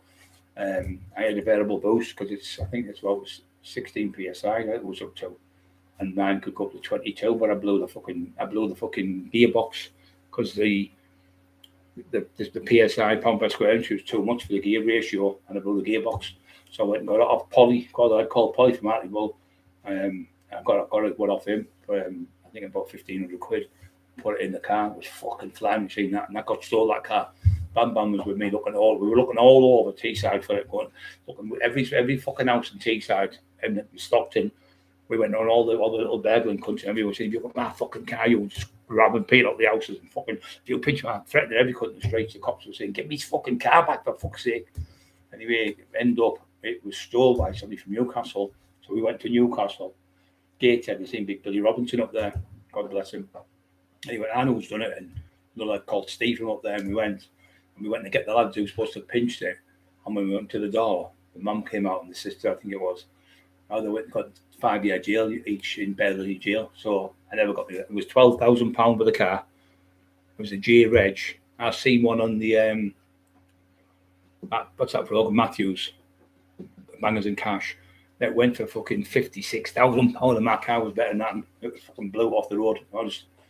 Bam Bam drove about 10, 15 different cars. He went one Brian Cockerill was the fastest one ever. It was fucking flying machine. Honestly, God, it was fucking unbelievable. The handle was unbelievable. But yeah, I had a magenta red one. We got that speed, he owed me money. I got it off him. I took a white one off Craig Howard, a Q Reg one, off him because he was being clever. He owed me money, £5,000. I got another white one which I bought with Bam Bam. We bought it in Oxfordshire, down that way. And we bought it for lads. I bought my very first one, magenta red one off Terry Pierce. You know Terry Pierce, Steve. All the cars, Nosher Howard and all them, they all know. Terry said, I know you had that little cunt. You never had a car. I had 6 different Cosworths. I had a Moonstone blue one. I bought that. It was like a bit baby colour, this colour in here. And I got another one called Graphite Grey. That was my favourite. It wasn't the fastest, but it was beautiful. Graphite Grey. You know the paint what people's got in the houses now, that grey like colour on the walls. It's all that in colour type of thing. It was that type of colour. It was on the car. It was fucking beautiful. And I had TSW wheels, which just come out from America. And I got Yokohama tyres. And you had to change when I was driving that fast. I was on like 160, 170. The fucking smoke was coming off my fucking tyres. What the fuck's this? I blew something, so I pulled over. My brakes were on fire. Like literally on fucking fire. I'm like trying to blow them out. The fucking smoke coming off the brakes. I didn't realise the friction when you're 170 and you're braking. The fucking brakes set alight. So what you have to do is you have to get a thing called carbon pads. So you have to put the carbon pads on. Everything's a fortune. And then the things alone, just the fucking turbo, you're talking about fucking $2,000 or something for a turbo. The fortunes. And mine blew up when I was in Newcastle. I had to drive it back and involve fucking smoke coming out and everything. Fucking nightmare. Speedy. You've been up there doing a lead shooting up there with someone. We were there, Speedy, yeah, I remember that. Yeah, so the car, we were driving the cars like with Bam Bam and we were everywhere. But you could do that type of speed then. The cop cars were called 3-litre Senators. They only did 130. I was did 165, 70 mile an hour. Fucking flying machines. And they were only a 2-litre engine, but the only problem I got arguing with them, I used to have a top lad called Steve Harland, that was his name from Redcar. And he was a mechanic. He used to do my car once a week. He'd do all the tyres, put them all different temperature. I'd have the petrol. I'd never have the petrol less than half a tank. I'd have it all. As soon as I get the half a tank, I'd fill it straight back up. And I had everything perfect in it. All the top of the range tyres, Yokohama tyres were brilliant. But the only thing with them is in the wet, they were a fucking nightmare. But in the dry, they were brilliant. Just stuck to the road like glue. You just used to leave the coppers. So me and Bam Bam, he's a cunt Bam Bam, got dressed his soul. Loved him all the world. He was there when I had a fight with a top boxer from Middlesbrough called John. He had about 68 fights, this kid, won about 50 of them. And it was in Teddy Go's place one night called the Steam Packet. It was an illegal rave club, and it was all the roughest people you can think in there, and loads of all the best fighters used to go there. Docko and them, Steve Davies and all them, and Allo and everyone, they all used to go in there. Loads of people from all over the fucking place. When I went in, they used to, I've got to get home for me. They used to, Terry said, look, you've done it again. You've emptied the fucking place. They've all gone. All these big fucking hard men, they all fuck off when you come. So he used to laugh his head off me. Terry used to have a fire in there. He used to put tatties in it. And I used to go in. I was the only one who used to bring my own vodka in on Bacardi and drink it. And if there was any trouble, I'd sort trouble. So this lad started one night with Stewie Downing's uncle Ray. Shut up! Stewie Downing's uncle Ray Downing. He started bullying him. Anyway, I went in and stopped it. Anyway, he tried to have a fight with this lad, and I fucking battered him. I fractured his jaw, broke his cheekbone, fractured his jaw, and fractured his skull. And he killed him. He says to this day, I think you saved my life that night. He said I was fucking dead. He said Bam Bam was there as well. So yeah, that was a fucking absolutely destroyed him in a fight. Yeah, but every top fight that's been in this area in my day, all the top fighters, every one of them, and the ones that didn't fight ended up being friends. That daft cunt, he only used to beat little kids. Well, I don't think so, Mr. Tinfoil. I only know I used to fight. I was there, and I wouldn't have been. Yeah, because was for great Peter Fox. Yes, I never liked the escorts, Peter Meeks. I couldn't get in the country. I was so big. I tried to get in, and I had a mate who had one. The first one, I had one of them. He was a scaffolding. He owned his own scaffolding firm, and he went where the Paul Debrick used to work, and Mark Debrick worked in the Wickham's World. And around the corner there was a gym there. Used to go upstairs. It used to be called Rumours. It was a nightclub. But we were in there with a gym. The lad who owned the gym was called Steve. And that's when I was at my strongest. I was 24, and he used to be there. Boyce, Tony Boyce, Steve McNaugh's Tony Boyce, fucking brilliant. He was. I'd put him as one of the best fighters ever. And hit him in Little Kev Hour. They were the top fighters. Pound for pound, they were better than us. Me and Lee Duffy, because they were only 9-10 short. And that Kev Hour and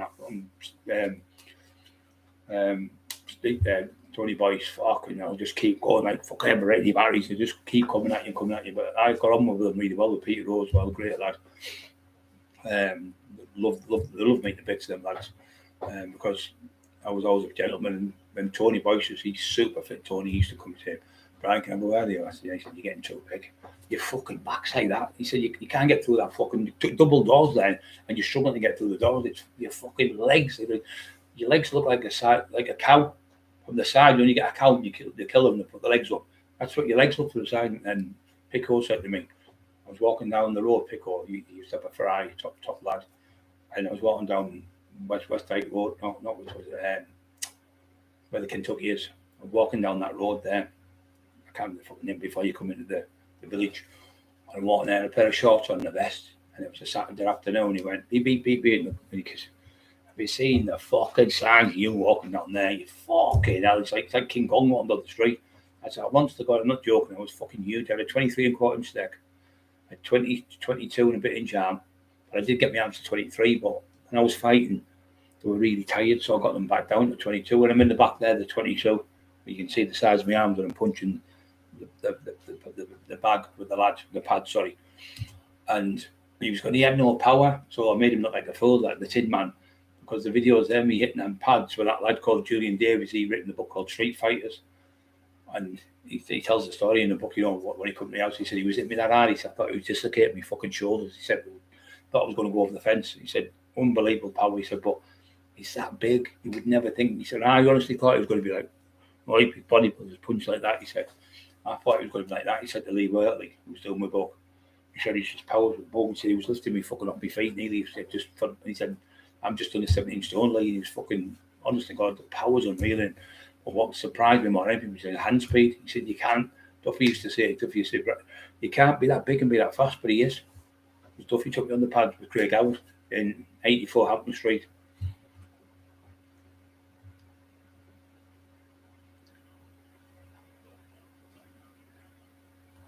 Which I had a 44 150 mile an hour on. The 38 taking me to a 473 Beale parallel dash was shaking like I said, are we late? One did that to me, Frankie. What happened is I was flying in the car and the copper come flying out. He said to me, pulled in the pedal station, he went, where's the fire? I went, and all of a sudden, right, me and Bobby were listening. I didn't start the fire. It was all the that come on the radio, and the copper looked at me and went, just walked off. The copper. I said, "See, it's him." I remember the fucking actor singer fucking come on the same time. He said, "Where's the fire?" And he went, "I didn't start the fire," because me and Bobby, Bobby was with us just at the Traveller's Rest. We pulled in there, the petrol station. Fucking hell, I didn't start the fire. Yeah, fucking that's what shaking like. Yeah, they were shitty. They weren't great cars, were they? The 4x4, not just standard 4x4s. He's on about just normal standard 4x4.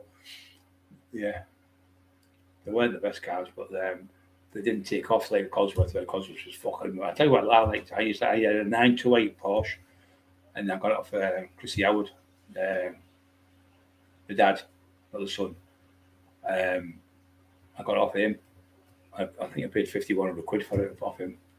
Nice man. Chrissy Howard, yeah. Craig B knew him well, and Craig Howard and Sean Day knew him really well, and John Fail, he knew him as well. Yeah, so we had the Cosworths in the old days. Duffy used to fucking shoot himself when I was driving like a lunatic in the car. He couldn't, Duffy couldn't drive. He was fucking the worst driver you've ever been in the car with in your life. It'd be like that, like the old black and white films where they're just like going like that.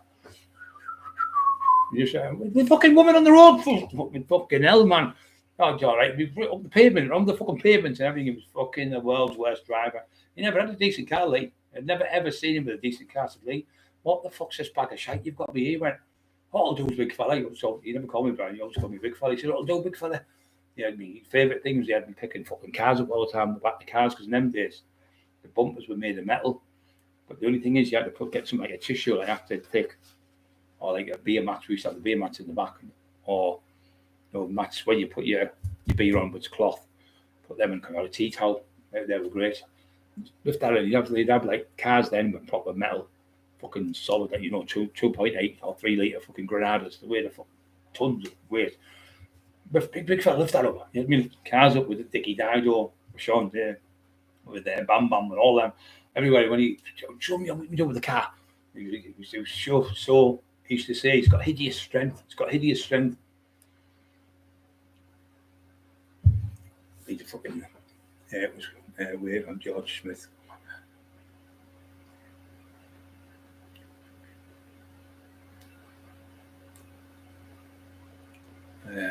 But in the box anyway for 12 years. Yeah, it's no good that fucking jailmate is there.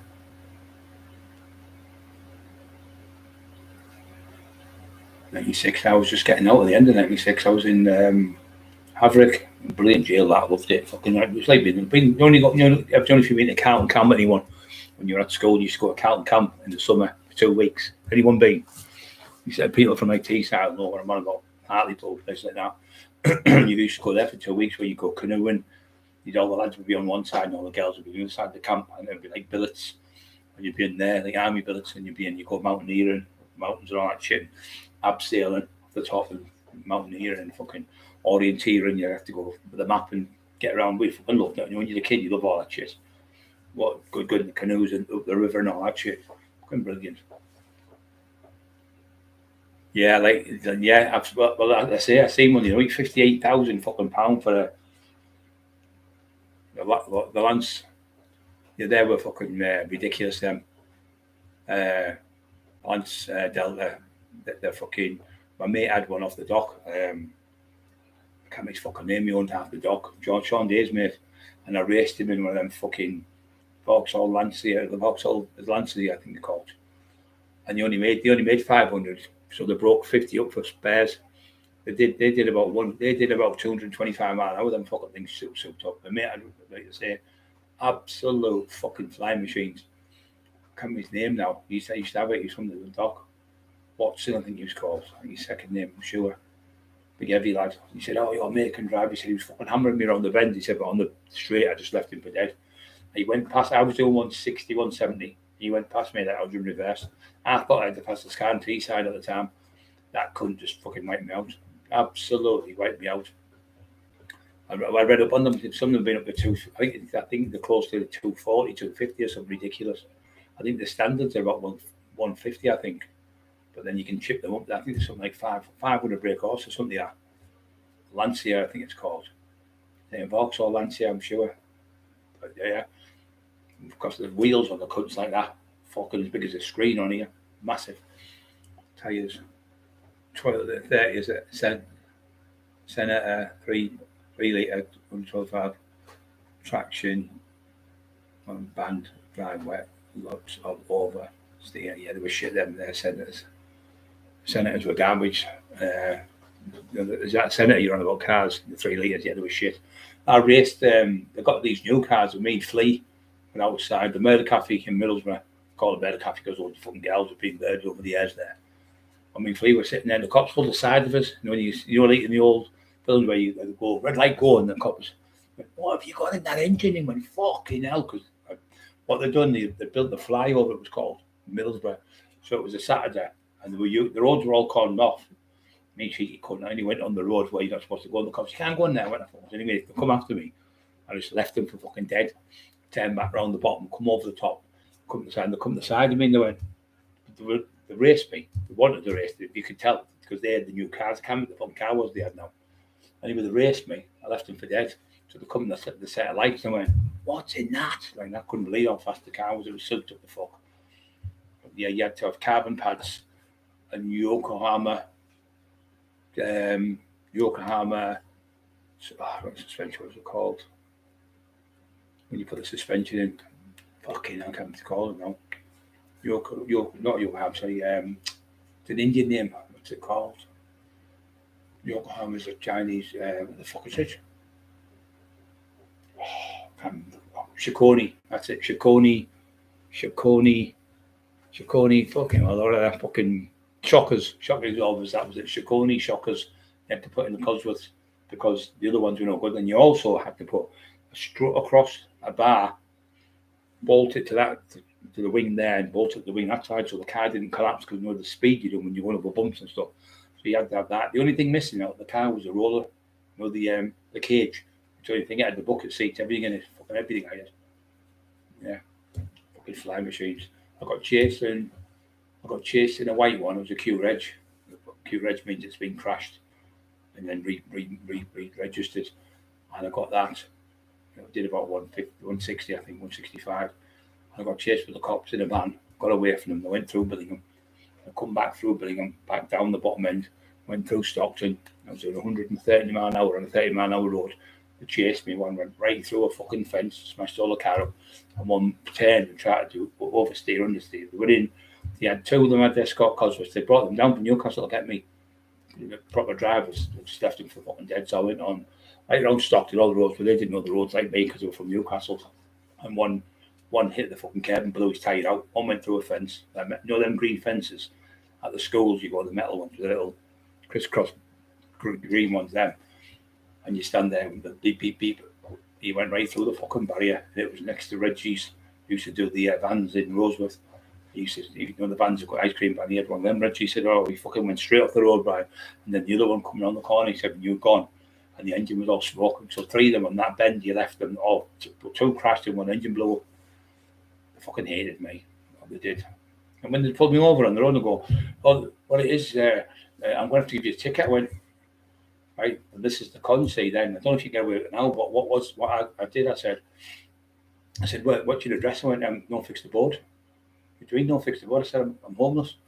I said, I live on a mate's caravan site. Well, where is it? I said, Bousfield Lane. There's hundreds of caravans on there. Or Metsbridge. In Middlesbrough, hundreds there. Metsbridge Caravan Club. The yellow caravan, the white one. Just make anything up. There's no address, because there's no address for them, say. So anyway, they were going, you must have. I said, look, I haven't. What about your mum's? I said, I don't live at my mum's. I said, my mum's, I don't live at my mum's house. He said, oh, well, I can't give you the ticket without an address because you have to take it. I think you used to sign for it. And if you signed for it, then they knew you had it. But I can't sign for something because I had no address. So they couldn't send it to your address. So you put your name on it because you've told them your name and address. And then they'd send it to your post where you get a summons in the post to go to court. So they couldn't do it. So there was a little loophole in the law. I told Craig Gray, went, yeah, fucking brilliant idea. He said, just don't give me your address. I got away for years. But in the end, when I got my address, the other house to Hollybush, they used to just fucking send it out. I had about 200 parking tickets. There's one thing you don't have to pay for parking tickets either. All bullshit. I had about 200 fucking different parking tickets from the council because it's a bylaw. You don't have to pay the council because it's not proper law. It's only bylaw. It's only by the council. Same as council tax. You don't have to pay the council tax. It's a bylaw. There's loopholes and that as well. If you go and you say under section 1A, I think it is, you go and see the housing officer, a discretionary housing officer, and he will tell you if you can't afford to pay, you say, look, I've lost my job, I can't. Just be genuine. And you tell them I can't pay it, take your bank statement you have to and say, there's my money I get every month. Show them your bank statement, and then they have to give you a reduced payment, or they have to give you it for free. And I've got hundreds of people for free. Like I say, if you want to declare bankruptcy and you've got 18 grand or 20 grand, whatever, you declare bankruptcy, you just declare it with them. They have to accept it because they can't not accept it. That's what they did with the Tin Man, these missus and the other one. They went bankrupt, moved out their houses and everything, moved. They got fuck all. They haven't got a carrot scratch their asses with, not one carrot. They've actually lost their house completely. It was took off them, repossessed. And I made £500 for them when they were struggling to help them pay for it, and they still never paid it because he did it on the brown sauce. Because you can't stop.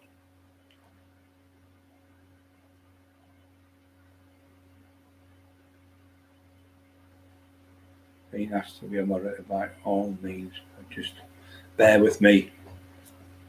Remember them t-shirts years ago, in the 70s ago, I've got a bear behind, and you look at the girl, she's got a t-shirt which I've got a bear behind, and you don't, she's got a bear ass here, and you're looking at it, was a fucking bear on the back, like Hofmeister bear, the advert, Hofmeister. Yeah, these are all kids use, they're too young. It's 1970s, but I wasn't even fucking born. Lancia, that's it. I think that's the car, isn't it? I'm on about. Yeah, they're fucking flying machines. I never ever got. He said he'd let me drive it as well. Sean Day knows his name. He wrote. I think it was Watson. He big heavy lad, multi-millionaire. You know me. I got one off one lad. He's been a clever cunt. I can find this and I can do this and I can do it. Cheeky cunt. So I said, "Well, give it a go with that car. I might buy it." So I knew it was just about 4 or 5 grand. So I took the being a mouthy cunt with loads of travellers with him. The travellers knew me. They went bothered.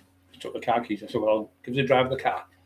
So I drive down the road, see about the drive. So I drove off in his car. So he phoned me up about 3 months. And he went, "Well, when are you paying me for the car?" I said, "I'm still driving down the road. I haven't finished yet. When I finish driving the road, I'll tell you if I want it." Never give him the car back. Being cheeky about me, see. By all means. Stephen Gibbons. Hey, Stephen, you okay, mate? I've never seen you there sneaking in there. Leading 420 with a spanner. Autistic man, I haven't seen you for ages. Where have you been? Oh, same as me. Yeah, just my dad's been there. My dad's in the hospital now. So my dad's out of the hospital. He's in the care room now. So me and Bobby are going to see him tomorrow, I think it is. We can go in because it's just around the corner from my sister's house, which is great. We'll have some dinner in there and probably go and see him tomorrow.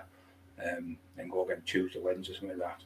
But we're going to probably take him out for the day, go to Peter Seaton Crew, have fish and chips down there. If you ever go to Young's Fish Bar, the fish. The 3 best places are my mates.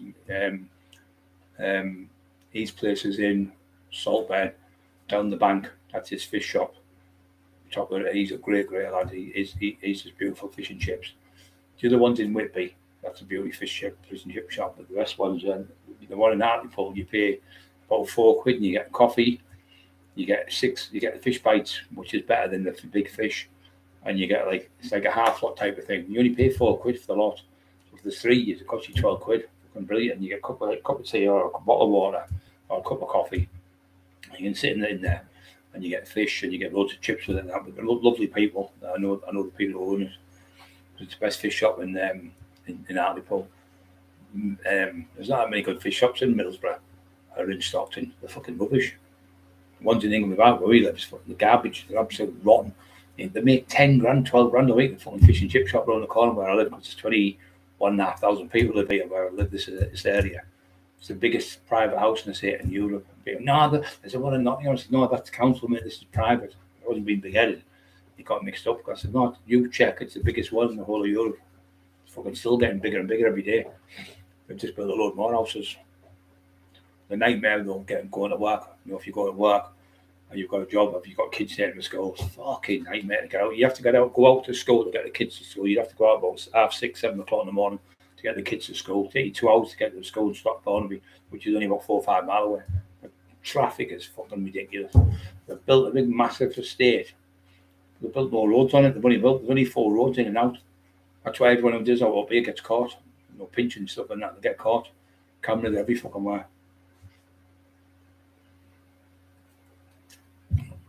Yeah, so if you're getting depressed and you're sitting about and you're doing nothing, coming on here and having a laugh with me, that keeps you right, because I'm talking to you. You're not feeling depression, you're not feeling fed up. You think, oh, we've got to laugh with Brian, it's great, this. That's why I like coming on every night, because a lot of people on here do suffer from depression. So the Christmas Day we're going to come on. I'm not letting people be on their own Christmas Day. So people on their own Christmas Day, I'll be coming on for a couple of hours, and then probably a couple of hours on the night for you. Have some dinner and come on, and then come on tea time or something. So people aren't on their own, and New Year's Eve the same. So you're not going to be on your own. I'm going to be there. We'll talk to each other and eat and have a laugh. 71 was Peter, me too. 71 was good, yeah. 71. Peaky Blinders. Do you like? Yeah, I've watched the Peaky Blinders. It's good, yeah. I know people from down that way. Birmingham was the capital of the world once. Honest, it was. It was where all the spinning jennies were made, which were the sewing machines were. And then all the black people are in America, where the whites were getting them and putting them in there, picking the cotton and all that. All that cotton would come back to England, because it was up North Yorkshire. It's more stately homes with like big castles and stuff than anywhere in England, because that's where all the money was flowing. In Liverpool, they built the canals from Liverpool to Leeds, so they could bring the coal, they could bring in the barges down the canals, and that's how they use it. So they bring them in clipper ships from abroad, and they bring them here, and then they give them the cotton, and then they'd work in the mills. And they used to have kids, like 5-6-year-old kids, because they could get under the mill, whatever, jing, jing, jing, all that stuff was going like that. The kids could get under because they were only 5-year-old. So they used to be, I think they worked up to about, I think they were only allowed to work at a certain age, and people were marrying them. Like, men could marry kids, 5 and 6 and 7, 8-year-old kids. So they changed the law, not because of that. They changed the law because of the money, because they were putting kids in there, say 4-year-old kid working, 4, 5, 6, 7, and then they were getting married at 7, 8, 9, 10-year-old. So they were getting them out of the job. So they were taking them away from the job. So what they've done, they changed the law. You had to be 16 to get married. And it wasn't because they were pedos and things like that. It was because it was losing them fucking money. So everything again. So that all them mill owners that they were like 50-odd-year-old were marrying like 10, 11, 12-year-old little girls. And they were marrying them in churches, but they changed the law in the House of Parliament, so they could work till they were 16 in the fucking under the rail things and picking the cotton up and stuff, so it saved them money. They didn't know all that, did you? I see. So they were using the fucking having sex with the kids. Needs a boxing Fury. Mucha needs a boxing match. Fury's dad Rick. He's full of it.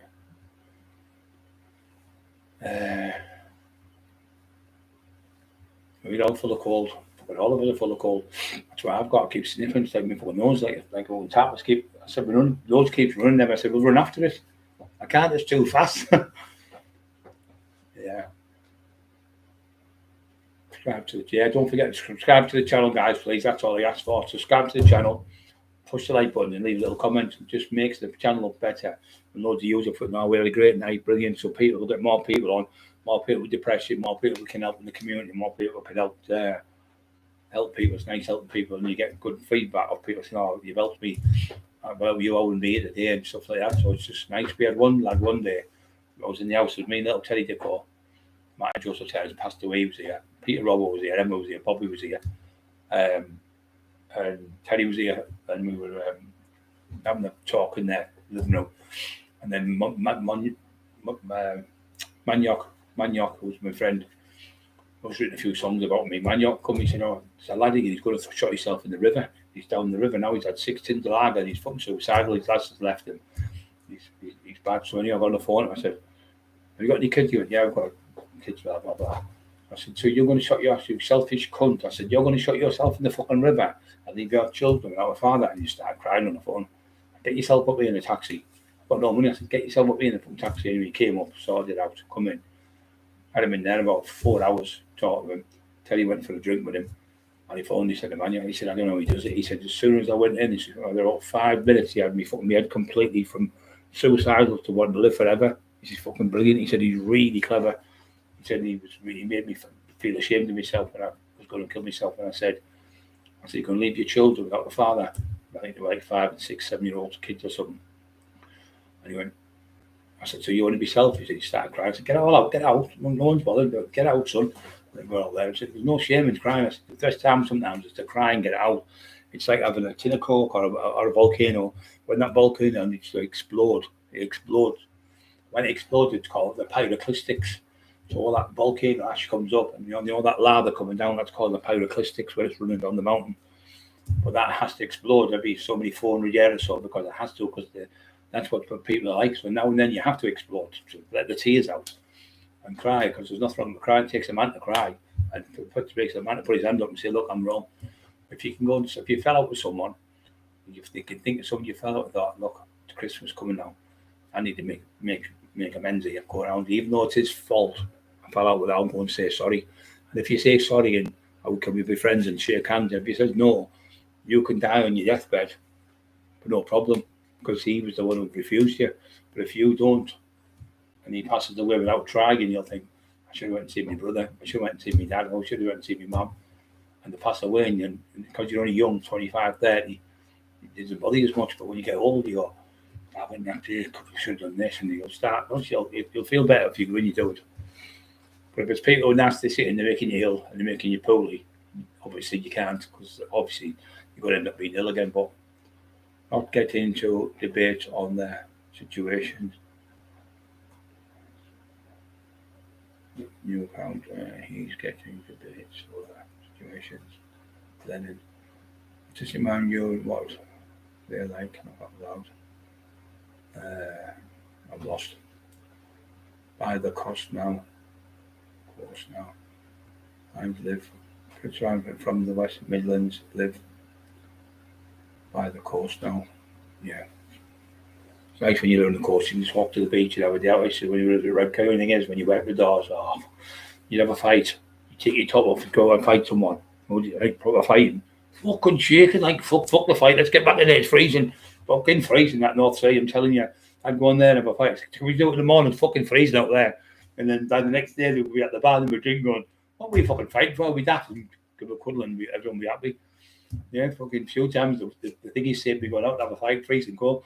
Do you see have a fight on the fucking front of the there on the fucking beach, North Sea fucking wind coming in, freezing. You're off your head on ecstasy, sweating like a fucking pig in the place. You open the door and you see all the smoke when you're going out. It's fucking horrible. I just think my fucking nose itchy. Got all the hairs up my nose. I need to get one of them things, like a wax thing to get all the hairs up my nose. That's what it is. When you get older, your fucking hairs just grow, coming out fucking everywhere. My mate put a light in his ear and liked it. Fuck that, I said. Look at your fucking ear. What if it goes all the way in your ear and then comes right over the end, like through your ears through the fire? Fucking hell.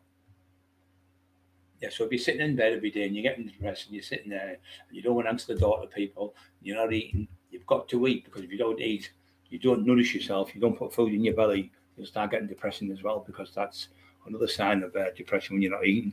But you must eat, even if you're forced down protein drinks, milk, anything like that, cake, biscuit, whatever, just get in you, even if it's shit food, doesn't matter. Yeah, so, and it'll help you. But if you've got family and that, and go and speak to them, you can help, like a sister or brother or a relation. Yeah, you need help, but it's like I say, half the things you're thinking are just things that you're making up in your own head, like the 1, 2, 3, 3, 2, 1, all that shit. It's all made up in your own head because you're sitting. Sandwell unit, that's the one in the article. Yeah, that's the one. Ryan Fitzpatrick, spot on, son. Sandwell Park. Sandwell Park, I thought it was called. It's Sandwell unit, yeah. But there's one for the old day. My mum was in, she has a bit of a breakdown as well. So I had my mum at the same time, and my brother was having to go. And the morning for my mum, take her out for 11 o'clock, I think, till 4. Drop her back off at 4, then come pick Bobby up till 8. And take him back at 8 on the night, and sitting there and see them both. I was doing that for £6 a month, because one was in for 4 months, one was in 6. So I was every day back and forth. A fucking knackered I was. So I would go all the way over there and come back, and go over there and come back for like 6 months with both of them. But I had to, with your family in it, you've got to stand up for them and help them, because they've helped you. Wolverhampton Wanderers were a good team once. I watched them on the telly this morning. It's not the same though as the telly guys. The films are shit, aren't they? I mean, remember Indiana Jones, the Temple of Doom, Rocky, fucking then you watch it, oh, come on, you used to be in the film with them, and you come on, you'd be shouting from the wind, Rocky, and you're a kid.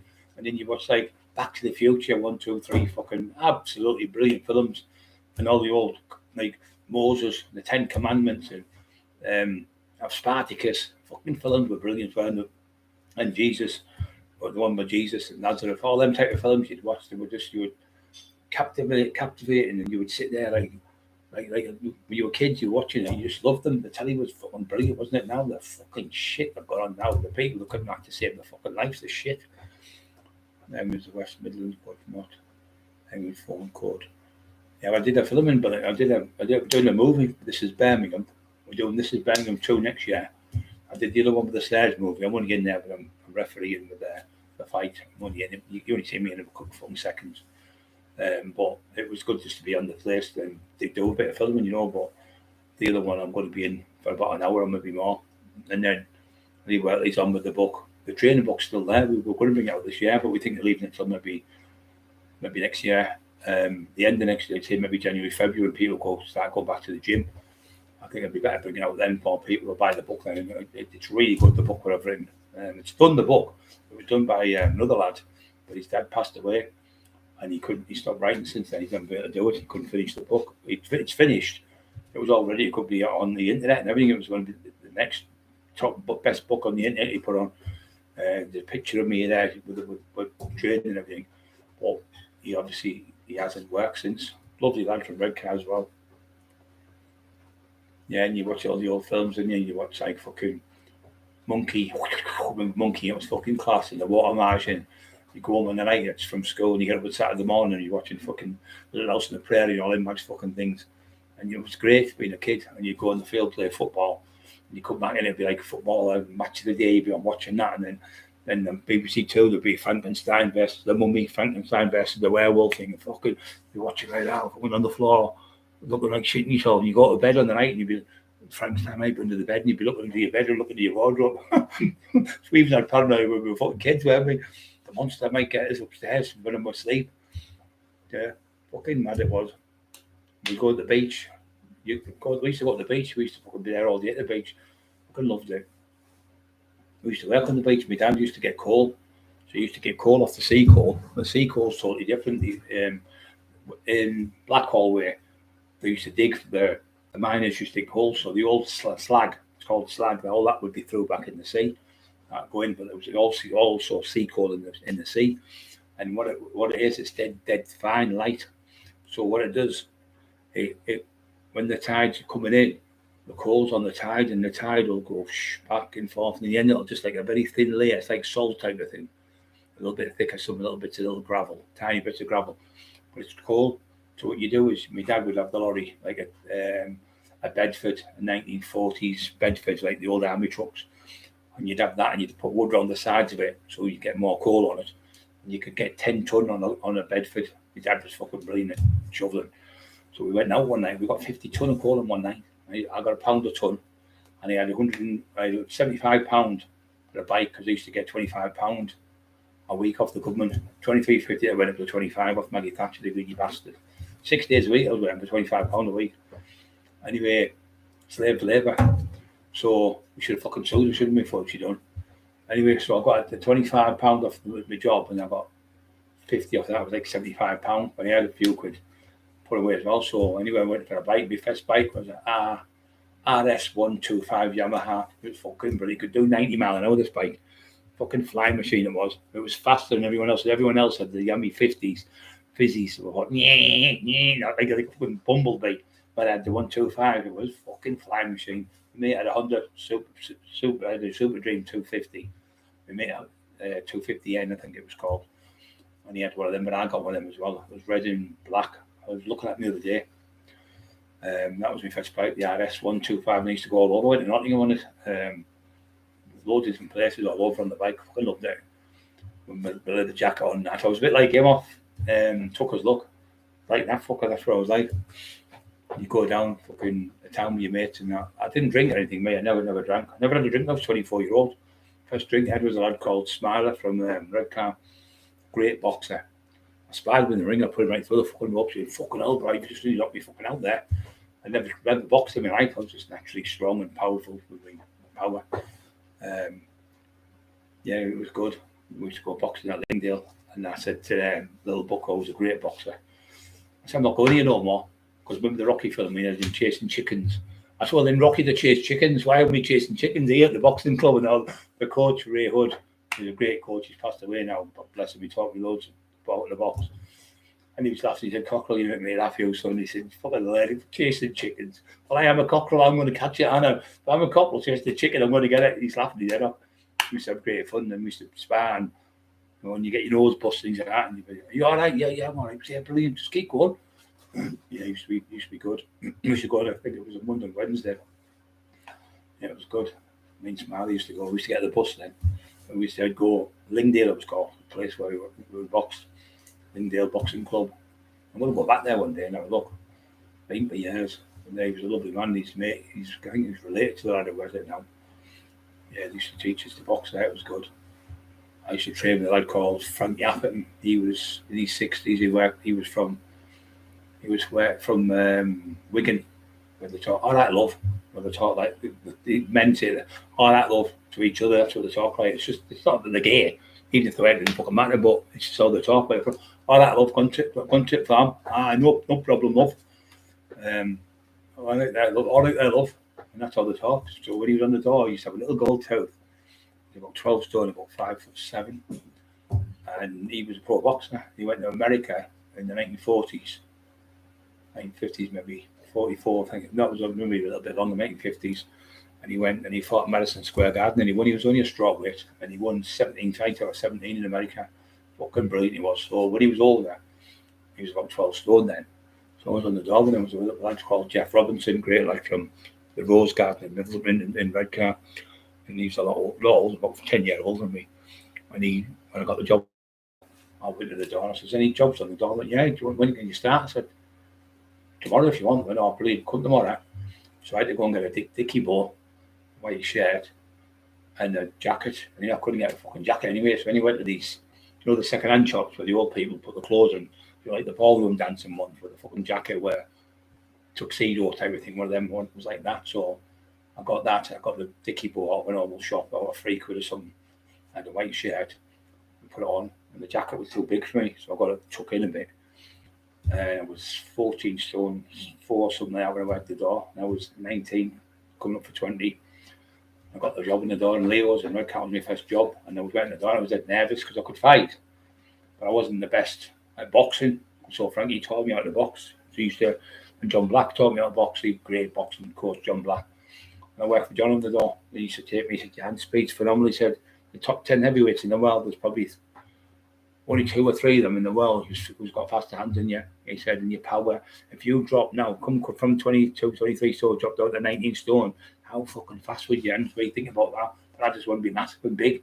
And he wanted me to drop down. And he said, "Go to America and go pro over there." So I was getting people asking me to go from Lingdale. He was getting phone calls from America because for being a white lad, make a fortune in America because it was all black lads, you say at the time. That's not being racist, it was just fact.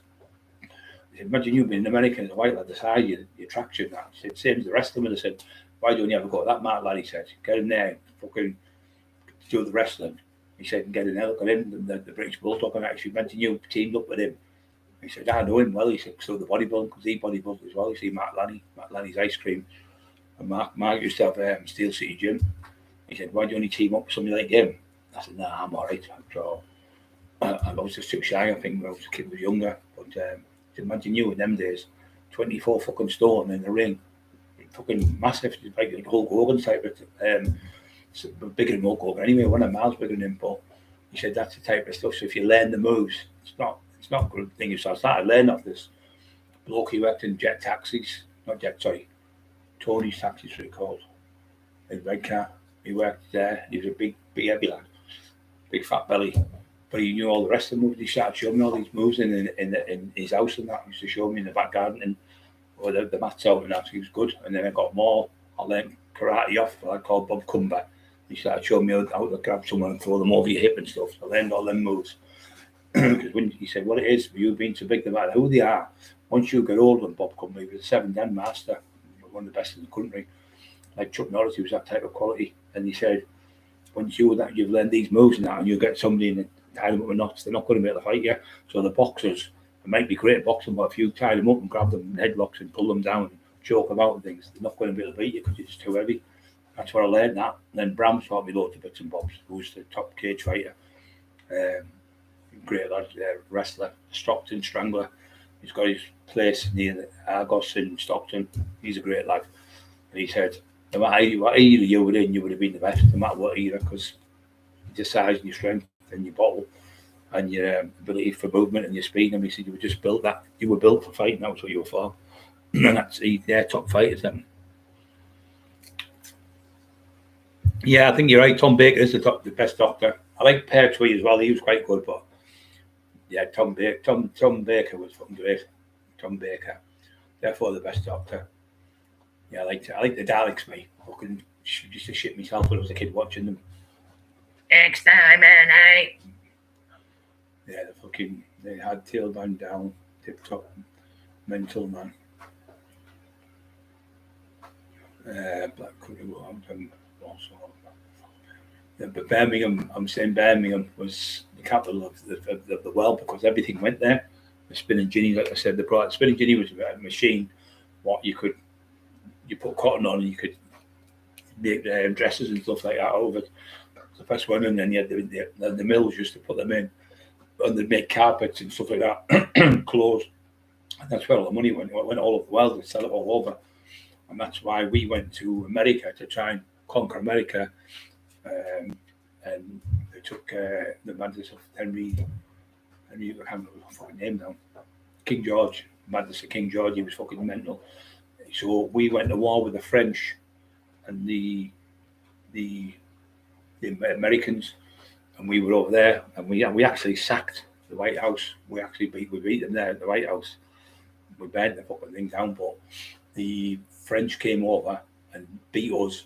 So we were going to use America for a place for, obviously, with the slaves and everything, for the money and everything they used to make, and they're going to colonize it for prisons as well, prison camps.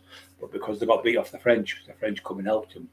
The Americans give them the Eiffel, but I think they built the Eiffel Tower for them. Also, the Statue of Liberty, they give them the Eiffel, something like that, and you had to fucking fall for what they did, and they won the war. So then we had to then go somewhere else, which was Botany Bay, Australia. So we went to Australia and we colonised there. Where Captain Cook, I think, got killed there. Right, I was there fucking wasn't there? It was Australia. Went up to Australia. Either Australia was it? I think it was Australia. The end didn't kill him. It was either Australia. It was fucking Honolulu, whatever that place is. I think it was either there or Australia. They killed Captain Cook and ate him. Cannibals. He was brilliant, Captain Cook. You see him where the big whalebones are in Whitby. That's where he's. There's a little village where he was born, not far from here. Yeah. There saw Jaws passing the coastlines. He was hanging that fella. Right, Frankie D, have you ever saw Jaws passing G over the side of that? No. But it's Jaws is fucking, that's what happened there. My name is Paul Sykes, punched the shark into ear. Sharks haven't got fucking ears, you idiot. Punch it into ear, look, and it'll swim away. As if you could hit a fucking great white in the fucking ear hole, and it'll swim away, and then that idiot's got him walking on the beach with a shark. And about 4 fucking ton. Couldn't even put your arm around the fucking shark. Got him walking down the street as if he'd beat a shark up. The Straits of Johor, I've even got sharks in. The little tiny fish. It's just called the Straits of Johor. It's not from the Straits of Johor. I know all this fucking shit he come on with. Documentary. And his 2 sons are there in jail for murder and fucking raping women and everything. They're fucking Romans just like the dad. Yeah. And the jaw and that fucking shark, that shark fucked off. That shark ended up having a bad ear. Well, this is according to him, but it had a fucking ear. So that shark made millions in the end because it swam out to America and he came along. Oh, you, shark, do you want to make a film? It's called Jaws. I'm Steven Spielberg. And he made the film, got an ear in it, and he said to you, fuck you, Sykes. I'm just winding you up, having a laugh. Yeah.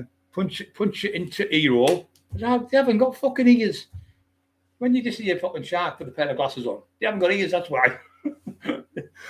Fucking idiots. The Great Escape, Brian. Yeah, do you know what? My brother, God bless him. You know what? That's weird, that. Peter the Box, my favourite film. And my brother was called Peter. Isn't that fucking strange? I tell Peter that from the grave. Amalgamating on here. Isn't that fucking weird? It gives you the goosebumps, doesn't it? You know, that fucking weird feeling like he's here. Fucking, I like, that was the DVD he gave me before he died. That's fucking mad, that. That tells you tip top mental, man. And for a few years ago now, Frankie, Jaws passing. Somebody said that they have been up. They have been fucking white sharks, great whites, swimming in the Hartlepool and stuff. But wherever that lives in the Redcar, wherever lives, flat, you can see the pod of dolphins. There's about 20 of them every day swim by, and them pipers. They're called pipers. I think the fish, not fish, called birds. Sandpipers. There's thousands of them on the beach. You can see them, and you see the lads going out fishing. Been doing it for thousands of fucking years, haven't I went fishing. All I caught was a fucking cold. It was the most boringest fucking thing. Went on a motorbike. It had a 250 Honda, but it was one with the handlebars like chips, the long ones. And I had the RS125, and me and his brother and Tommy Evans from Hartlepool. We went fishing on the pier in Hartlepool. They had these things called ragworm. They put them in. You only last so long. My hands were fucking freezing. I was like, I'm fucking freezing here. I don't know about you, so. He's going, oh yeah, this tinder box. Give me this box. And what the fuck's that? No heat off it whatsoever. I thought, fuck this, I'm going back home. Went back home, went to fucking my mum's house, went to fucking bed. Fucking freezing. I went again another time. I thought, I'll give it a second go. My other mate. All I caught again was a fucking cold. I said, this is it. Every time I go to Young's fish shop, I catch the best fish going, and you don't have to wait fucking hours and get a cold. Pay £4 and you get it. Fucking hell, stood there. You see them on the pier in Saltburn doing it for hours and hours, lads. Marshy from South Bank, he does it. He goes to fucking Spain and Italy and all sorts. So there's I can't remember his fucking name now. From Roseworth, he goes fishing all over Scotland. Big massive fish like that. They get fucking huge. He is Graham Cameron. I'm Love from Glasgow. Hello, mate. Yeah, I'm okay, mate. Look after yourself, Brian. The old fella, the Glasgow. You're good. I'm a love there from Glaswegian. No bother there, pal. Aye. You wee cunt, see you wee fucker. I'm telling you, you cheeky wee monkey. You know, your nana and all that. Cheeky wee monkey, you. That's what they do. Freedom's laughing like fuck. Yeah, that fucking half-wit saying that Paul Sykes beat a shark up in the sea, and oh my fucking God, he's getting worse. And that's another thing he said, he was the fastest swimmer in the world. I said, what better than Max Spitz? Max Spitz won 7 gold medals in 1974, I think it was. He broke the world record in every race. He was the fastest swimmer in the world. He went, he was miles better than him. He was rubbish. I looked at him, you are fucking insane, you. So then he was on the Jimmy Owen, he turned around and he said, he was the fastest swimmer ever. And what was it he said? I forgot the story now. He was the fastest swimmer ever. And I can't remember the fucking word I was thinking there. Shark. Oh, come on. Brain, wake up. The fastest swimmer and the shark. It's that fucking balmy, the things he comes out with. He was the fastest swimmer. I can't fucking get it out. It'll come to me, it'll come jump in my head. Yeah, he was swimming. What the fuck was he saying again on the show? I forgot the fucking name what he said. He was the fastest swimmer in the world at the time, Paul Sykes. Max Spitz broke the fucking world record at the Olympics. I think it was in America, the Olympics, he probably broke it. Can't think what the fuck he said. Oh, that was it. So he said, yeah. So he said, no, Paul Sykes was the best swimmer. I said, right, can I ask you this question then? He went, yeah. I said, you know, he was in jail 22 years out of 24. Where the fuck did he do his training for swimming to be the best swimmer in the world? Because every jail I've been, I've never seen a fucking swimming pool in my life. Fucking idiot. So how did he train to be the best swimmer? He used to train all the time. He said he used to be at the beach training and all that. But you just said he was the best in the world. You'd have to train for years and years and years to be the best in the world. So therefore, if he was in jail for 2 years out of 24, where the fuck was he swimming in the swim baths in the fucking jail, Durham or Home House or whatever, not Home House, Liverpool or Strangeways or whatever jail he was in? There's no swim baths in the fucking prison. Just that's how he opens that daft mouth and talks shit. He doesn't think logically. Say yes, he's a swimmer in there. Well, and I said, well, it wasn't better Johnny Weissmuller. Johnny Weissmuller was Tarzan in the films and Gower, Cheetah. That was, we used to watch that on a Saturday morning, if you remember, guys. It was great. And Johnny Weissmuller had the record for like 50 years as the fastest swimmer. I think it was the front crawl. He had 3 or 4 records for 50 years. Nobody, one was 35 years, one was 50 years. No one beat his records. And he was telling me that, I said, well, I've never seen him ever win in the Olympics. Paul Sykes being the fucking best swimmer. Was he in with the shark? Fucking shark. The shark. The shark must have been with him, was he? Was he swimming around? Was he trained with the shark in prison swimming around? When did they fill the prison up with shit fucking water? He just starts out of fucking shite. Call my guy.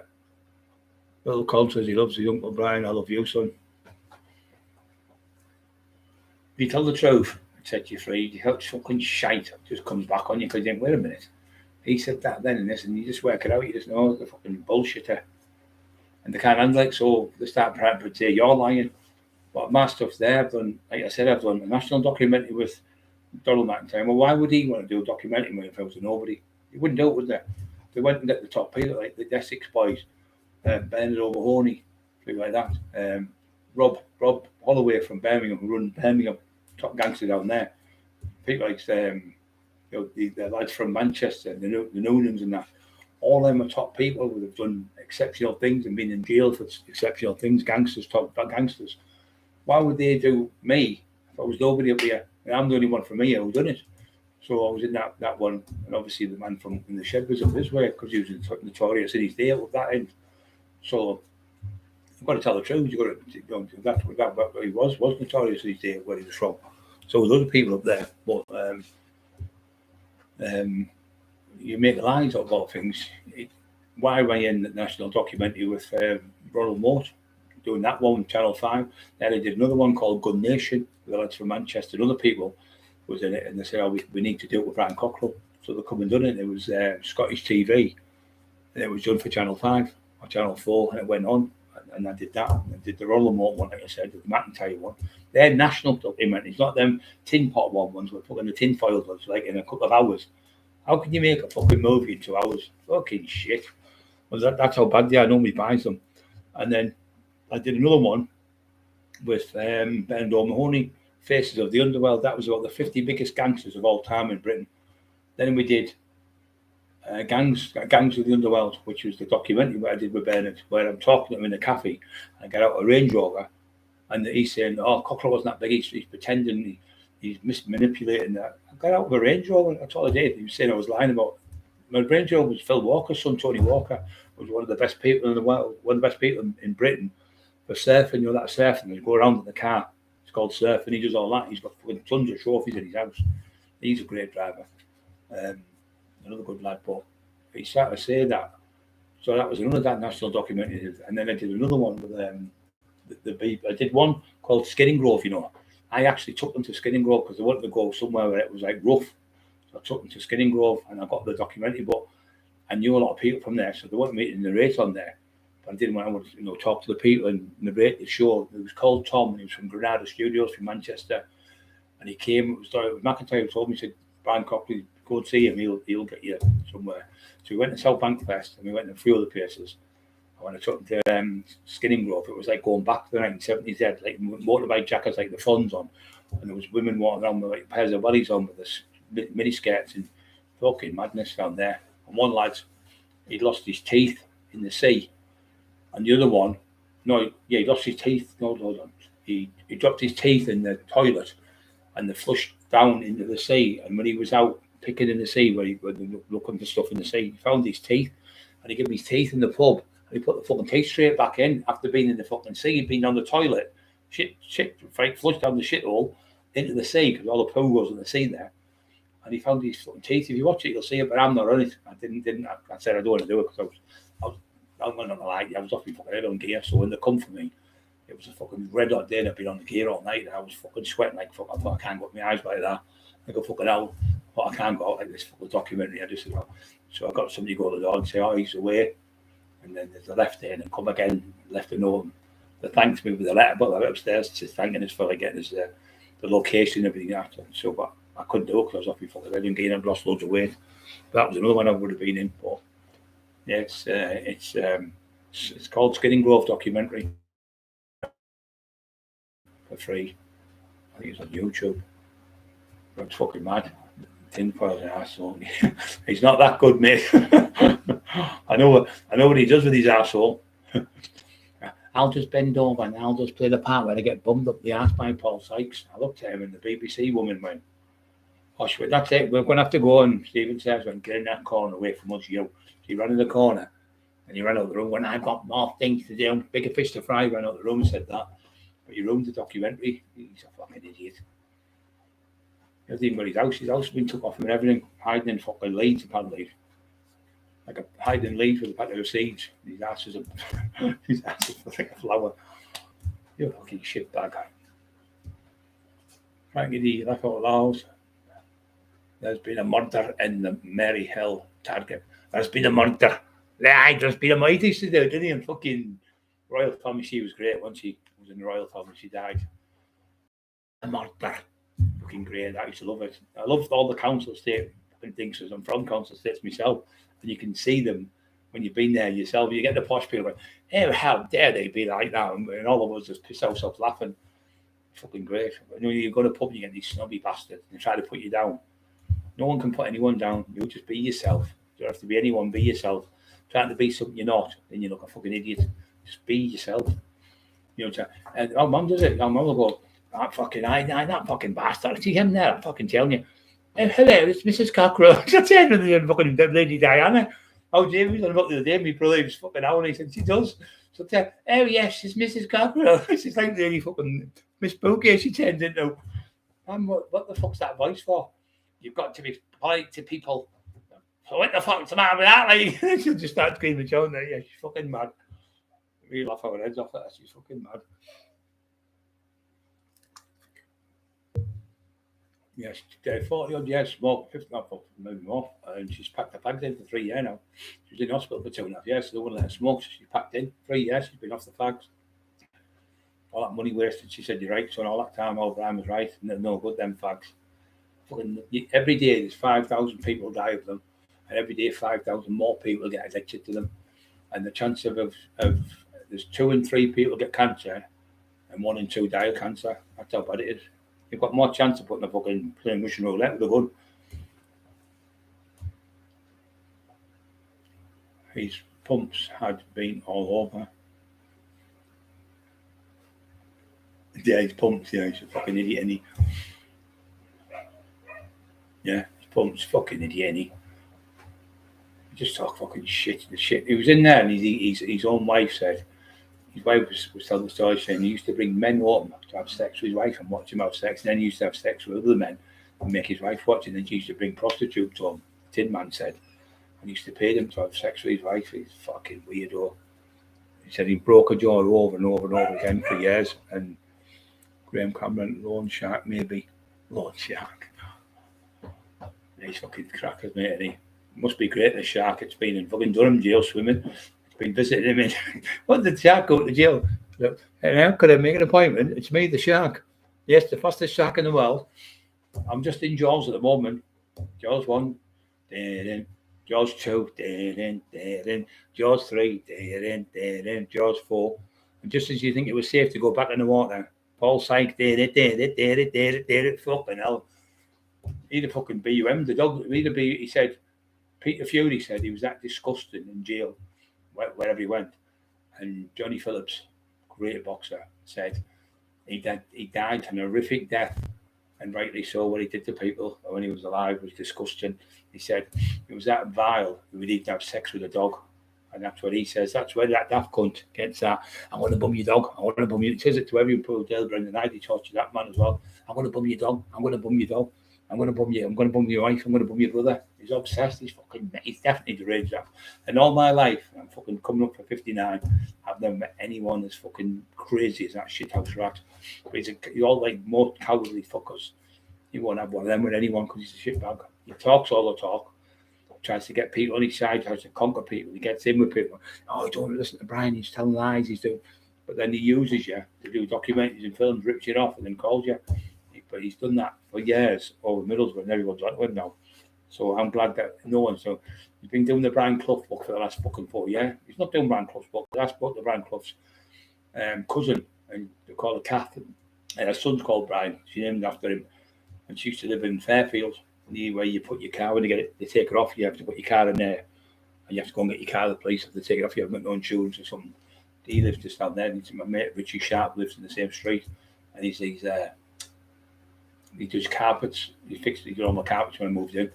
He said we're not interested in doing. He said he's got his sons and he's got grandsons and everything. He said no one will be doing it. He said we've already done a film. Michael Sheen did it, not the English actor. I think he is Michael Sheen, not the one in America. They've done the movie with Brian Clough, and they've done a few other movies with him, and they've also done the book. So why would that little couldn't be getting the book? Because all the people in Groveville, the bad him out, Groveville, Basil Mann, all them, and Steve Hack and Steve Shannon, all them, they bad him out in Groveville. No one to let him in Groveville, and that's where my dad was born. Groveville was the poshest place in Middlesbrough at one time. Really, really posh. Big massive gates had and that, and big pillars on it. Beautiful. My nanny lived there. My granddad's and my dad's family all from there. I think there's six brothers and four sisters. They've nearly all passed away now. My auntie's still alive. Old Joyce, she's still alive. Lovely lady. She's 62. And you think she looks like 42. Marvellous for her age. Super fit. Walks everywhere with a little dog and that. She said to me, if you don't move it, you'll lose it. You're right, Brian, son. World, thanks. Yeah, he's been all over the world. Fucking idiot. Yeah, be you. How can he been all over the world? But he was in jail for 22 years out of 24. 21 years out of 24, is it? Sorry. I think it was 21 or 22 years out of 24. How the fuck? So when he got an answer for 2 years because he was going in parks and asking young boys for sex. But he couldn't do it. But he had that urge in his brain to say it because it was the computer in his brain was that way fucking unsy, if you know the word where it begins with. He's one of them, the unsies, and he just loved to hurt people, beat people up, and he'd go in a pub and he'd see like a young lad, like a biggish lad, say 17, young, go, what's your name? You know who I am? Paul Sykes. And went, yeah. He says, get on that table now, and the lad would be scared to be with his mum and dad's, uncles, nephews. I'll be at a table at a Carvery, Toby Carvery thing. Get on that pool table now, make him stand on the table and sing, Hickory Dock, and he's laughing. Tin man. Now I'm looking at him thinking the fucking pain that must have been in the mum and dad and the granddad and the grandma and all that, and the sons and the mums and the dad just sat there crying, and he's making him do it, and everyone used to get up and walk out the pub because they wouldn't go in because he was a bully. That's the type of man. He was fucking horrible, and he used to do that to young kids and men who could have a fight but weren't in his league because he took advantage of them. Pure fucking bully. When I go to the pub, hey lad, you all right? Like say 10 lads over there, I hope you're not going to beat me up today when I was in my prime. I hope you're not going to fill me in. And we don't, oh, you're all right, Brian, to come up, give me cuddles and be all happy. And whenever we used to go in bullying people, never ever, people want to fight, I'd have a fight with them.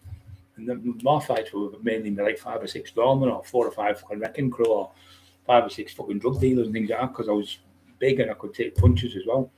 And I'd wipe them out and get the drugs off and make money and fuck off. That was me. I didn't go in pubs and bully people. I've never done it in my life. He just talks shite. How would he know when he was only 9-year-old when me and Lee were doing stuff? Just talk shit. Just talk to a shirt. Loan Shark McQuaid. Is it McQuaid? Remember that? Okay, McQuaid. What was he called? Loan. What do you call him? Oh, I can't remember his name now. Kung Fu expert, wasn't he? I can't remember his name now. He was good, wasn't he? Chuck Norris. I like Chuck Norris. Put the thumbs up, upside down. Sorry, lad. Yeah, thumbs up. Upside your hair. I said, upside your hair. Remember that fucking song? It was fucking mad. They always used to have pleated dresses, all white. They'd go on the fucking dance floor. Up, so fine, Superman, all that shit. they'd get up. The fucking dresses were all fucking minging, all fucking paper stuck to them and fucking chewing gum and everything, all sorts of like white as that. They sit on the dance floor where everyone's fucking dancing, it's been raining or whatever, and they're on the floor and they get up in the fucking dresses, and you get women go to the toilet and come out and they've got their skirt in the knickers and all their asses showing. You haven't put the pull the skirt. You need to get your thing fixed there. Or you have toilet roll hanging up the backside, like hanging down and pissed out of their heads. Fucking terrible. And then you see them and you show them on video what they've done, they're fucking embarrassed to fuck. Can't come in, what for? Because of this. Don't have a look on the camera in the office. Oh, I'm sorry, I won't come back. I said, no, you're all right. I said, but just calm down. And then they'd go, some of them wouldn't come back, would be so embarrassed. Don't forget to sub to the channel. It costs nothing to sub and it helps more people if you get them to join. It doesn't cost no money whatsoever. It just helps me put me to this fucking 35,000 I'm trying to get. Evie Hour, yeah, lost weight. I haven't seen yet in a while on YouTube. Richie 78, upside head, yeah. Oops, upside your head. Oops, upside your head.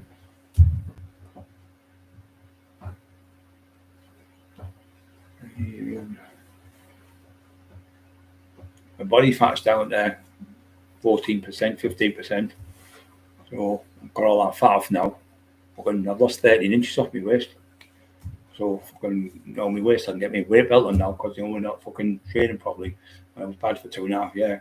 Doing a little daft exercise now and training really good. I'm doing my fitness, so I've stripped all the body fat off.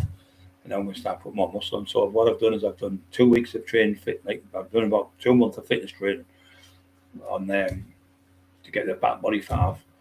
And it's now on my face now where it's gone. I had a big fucking double chin and everything, and because I was fucking not training as much, obviously I'm up down the stairs, fucking over there now and doing stuff. So I'm starting the routine on Monday where I'm going to quadruple my food. So I'm going to have like 8, 9, 10 meals a day. I'm having 7 small meals, 8 meals now, but I'm going to double them up, and that's when I start lifting a little bit heavier. And not like I used to, but I'm going to put more weight on now because I'm going to start. I've got all my creatine, glutamine, proteins, amino acids. I've got all my vitamin D, B, C, fucking everything you can think of. Energy drinks, everything. I've got a lot. So I've got 400 quid on stuff. So I've got loads there. So when I start training Monday, you'll see me getting bigger every week. I just put weight on like I can lose it easy. I can put on easy because I've got them genetics.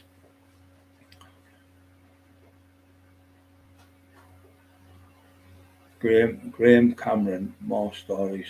Why he's taking up your good time, matey. He's a liar and a crook. I'm worth forgetting. Graham Cameron, more stories. He's taking up your good time. He said, yeah, but we know he's just a fucking divvy, mate. We just want people to know he's a piece of shit, mate, Graham, and other people won't follow the fucking cunt no more because what he's done to people, mate. I mean, we know what he is, but it's nice just to fucking completely get him obliterated because nobody wants to fucking work. But I don't want to see anyone like Marty Turner who died in agony with all the fucking pain he's had. Like poor Dale Brendan Ivy, we fucking tortured and he say, I'm going to shit on your grave and piss on your grave and all that shit. So everyone knows what he is now, so nobody wants to work with the fucker.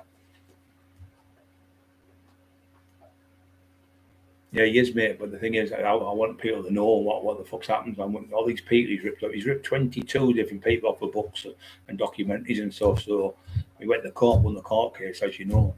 But he's lost his house and everything now. He's got fuck all. He hasn't got a carrot. All these things he's trying to pretend to people he's doing. It's all just shit. So anyway, yeah, so all the vids are over there. Yeah. Yeah, the telly's gone fucking shit, mate. The telly used to be great when we were kids, like you say.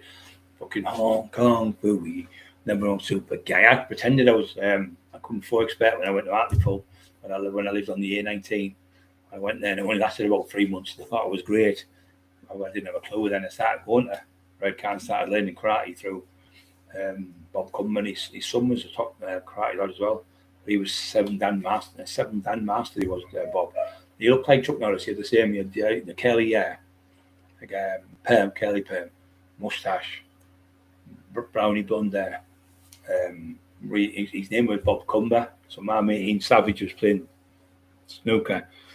So you had to put your name on the wall, like say Ian, and he would say. So he went up Bob and he put in his name before him, and he went, you, get to the back of the cucumber. I think as he was called, Bob Cumber, he went, get to the back of the cucumber. You know, it was fucking hilarious how he said it, cucumber. Get to the back of the cucumber, he meant, get the Q in the thing. His name was Bob Cumber, so he went, you get to the back of the cucumber. And then Bob was laughing like fuck when he said it, because it was hilarious. Everyone in the pub started laughing. When you play snooker, you've got 2 tables. You've got the pool table on the other side. We're all there, everyone was laughing. It wasn't meant, it was just the way it came out. He put his name on like Bob. And he went, you get to the back of the cucumber, because he was before him, Ian. He put his name on there and they were laughing our heads off. Things come out. It's mad, isn't it? Royal Family was one I used to love watching that. I was thinking it was a kind of a night it was on that. It was a Sunday. Okay, the Feathers. Used to go down the Feathers, didn't it? It was great. And they used to love me. I tell you what else you all loved was porridge. And Miss Jones. Fucking Rigsby was fucking class. I watch him all the time, I watch him over and over fucking again. I must have watched it 1,000 times. The one when he's the ghost is fucking hilarious. It's fucking funny. And then the one where he shoots Skinner, I think he's got the wrestler. That was good. Please hit the like button, Freedom saying. Easy honour, lost weight. Yeah, I have, mate. I'm doing well, haven't I?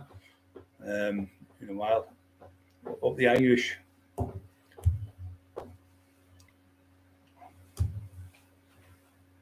Time to put it back on now. Proper weight now. You still use trying to build muscle when you want to do the body fat on you. You're better off stripping all the shit off and then starting like a clean slate. When you go on you eat, and if you eat loads of food and you do loads of exercises, you burn it up. But if you've got a big belly and you eat loads of food, you get a bigger belly. So you're better off stripping. That's what bodybuilders do. They'll stop training for 3 months, lose the body weight, and then they'll go train. They'll stop training for about 4 or 5 months. You've done these bodybuilders, most of them. They'll stop training for 4 or 5 months. They'll stop training for 5, 6 months. Then you go back. You'd only train for 3 months, so you'd lose maybe 3 or 4 stone because it was detrimental to having that much weight on when you're all the way through the season. And that's what they would do. They would only train 3 or 4 months a year. Some would train all year round. Some wouldn't, but the same as the steroids. You go in the gear for like 3 months, then they come off for 9 months. You get these fuckers on them every day of the week, taking fucking stacks of steroids. And all you're doing is like Rich Piana died. I mean, he was 20 odd stones. Rich Piana was fucking huge. He was putting this thing in the MC, some fucking it was called. It was it wasn't silicone, it was like something like that, and it would stick to the muscle and expand. And then he was taking things like Sentinel. Well, Sentinel goes into the muscle, expands it. You see them with their arms, all the arms are weird because the oil goes weird in your arms sometimes. And you'll see them. One's called Popeyes. One arm's fucking about 30 inches, the other one's about 16. Looks fucking stupid. They've stuck it in the traps, and they've got traps up there, and they're just like square blocks. They're horrible. So that's Sentinel. And what happens with it? When you take it, it has to come out of the body. So a lot of them will take it. It goes through your system. You can use the liver. You can use your liver, and you can use the kidney. So loads of them have took it. And when after 5 years it starts coming out of your body, that's when you lose your kidney. It's terrible stuff. It should be banned. I think it was made by a German. Germany, it's obviously, I think it was Brazil, and that they used to sell it. They still use it. You can see bodybuilders. I can tell them all when they're on it. You can see the muscles not right, the belly, the shape of the muscle. You can see. You see some of them. There's one. He's on stage. He's stuck the fucking stuff in his shoulder to make it go bigger, and he stood there, and he's doing that, and all of a sudden all the liquid's coming out of his fucking shoulder. It's on there. You'll see. He stood doing a bodybuilding pose. And the stuff's pissing out of his shoulder on stage. I think crazy.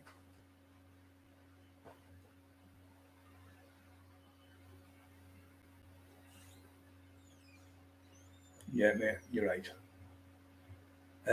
Colin, how's it getting on in Bootle? Are you all right, son? Good lad, Colin. Love him to bits, he's great. Freedom, another good lad. Loads of good people on here. All good people, all years, all just listening to my fucking stories. But it's nice to help each other. It's like I say, you get to the sitting advice bureau, tell them, say, look, I can't afford to pay my debts. I owe $6,000 to such and such, the gas, electric, water, and everything. And there's a way of doing it. I can't remember the place where it does it, but they'll help you and advise you, and you'll get the whole lot paid, and it'll be finished. But you only get it only once. You can't go back, say, 10 years later, say, I've got to done it again. You can only do it once. I got Bobby's, I think it was £6,600 or something he had to pay, and he paid a lot off. They just squashed the debt. it's a one-off payment. You say it's making me ill. I'm suicidal through it, and I feel I'm going to throw myself in the river. I'm going to kill myself. Just put it on a little bit more, even though you might not feel that way. But just say it's getting to me, and I'm arguing with my wife and this, that, and the other. Go and see them, and they'll sort it out for you, and they'll stop it. That's what they'll do. Definitely, and also discretionary officer at the city, at the council. I think it's A1 or something. It's called Section 8, whatever it's called, and it means you can't pay. You haven't got enough money to live. You have to have a certain amount of money. But I think it's about 1,400 quid a month, 1,400 quid a month to live off. And if you haven't got that type of money, if you're only getting say £1,000 a month, you don't have to pay council tax, or you will have to pay maybe 20 quid a month. But they'll bring it right down, so it'll help you a hell of a lot. So some people are paying like £100 a month for I think it's about £150 a month for the council tax. It'll help you because you don't have to pay for it by law. It's the law. It's not a scam. It's the law. So use the law against the law. Use the law against it. If you use the law to get you off with it, that's the best way to do it. I love the cryptid. Yeah, I love the cryptid. To be honest, I think it was a Friday or a Saturday night, and he used to be on afterwards. That fucking lunatic Brian O. He used to go in. Remember the game he used to go in. What was it called? After the Cryptid Factor, it used to be green, didn't it? Like green colour, like as the shops colour of green. And you have to do all you get a question and you have to run across the I don't know, fucking sprint somewhere, and you have to do it. Was a combination of brains and fitness, wasn't it? You had to do. And I used to like superstars. Remember there was Kevin Keegan and Davey Boy Smith and all them doing all the stuff, all the fitness stars or some stars it was called. That was really good on a Saturday night. I can't remember what it was called, something stars. And shooting stars was funny with fucking Bob Mortimer and Rick Reeves. Big Reeves and thingy.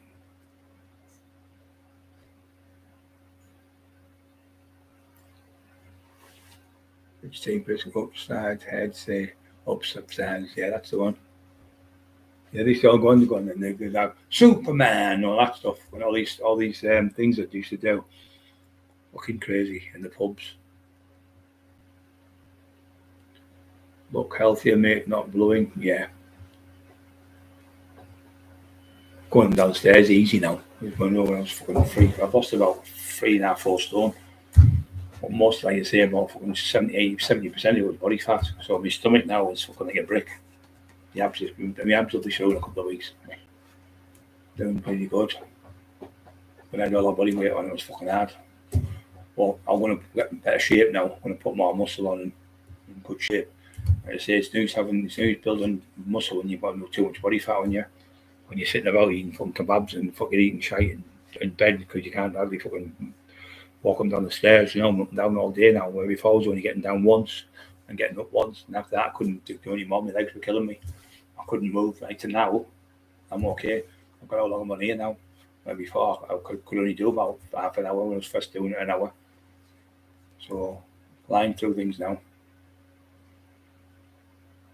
I'm even doing dumbbell flies now, where I couldn't hold a dumbbell before. So getting there, mate. So if you can just do that little bit like that, mini school every day over here, and you probably end up doing a mile, wouldn't you? So that's what I'm doing. Just if you can keep getting that a little tiny bit, the 1 rep a week extra, not like 10 reps a day extra, 1 rep a week extra on your bench or something, or 2 reps more. Squats are going good because I can do 37, nearly 40, just under 40 key I can squat now, or 20 reps.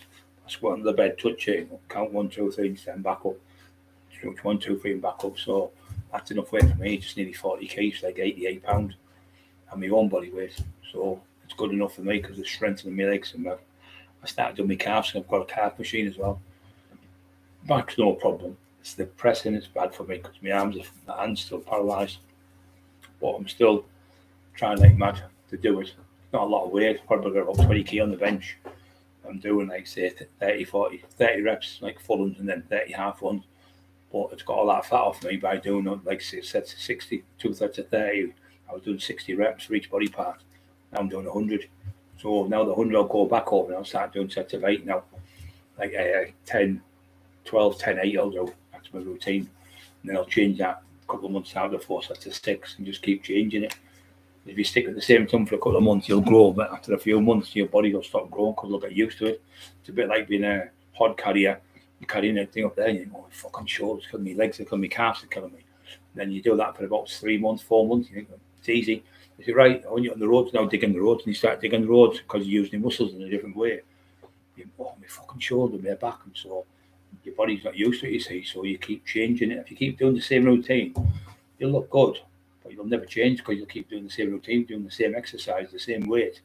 You'll have the same physique all the time, but you won't progress. So if you switch it and change it, 1 week maybe train light, another week train heavy, another week train supersetting, and just keep mixing up. Not all the time, every 2 or 3 months change it. My abs like bricks. Yeah! Used to be like, when I was massive, they're like fucking mobile phones stuck on me, look like.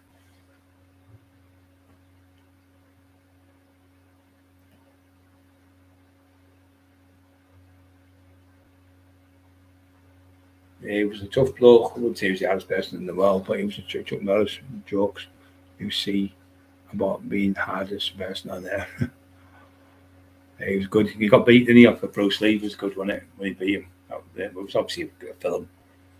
But he was a tough bloke. Something Ranger he was in, wasn't he? Something Ranger. Remember it? That's easy. He was in. That was quite good, that. I'll tell you what I love, and I still love it now, Magnum PI. Fucking brilliant with the dogs, Dobermans, Higgins, TC is it, and the other one. That was brilliant, that series with Tom Selleck, that was his name.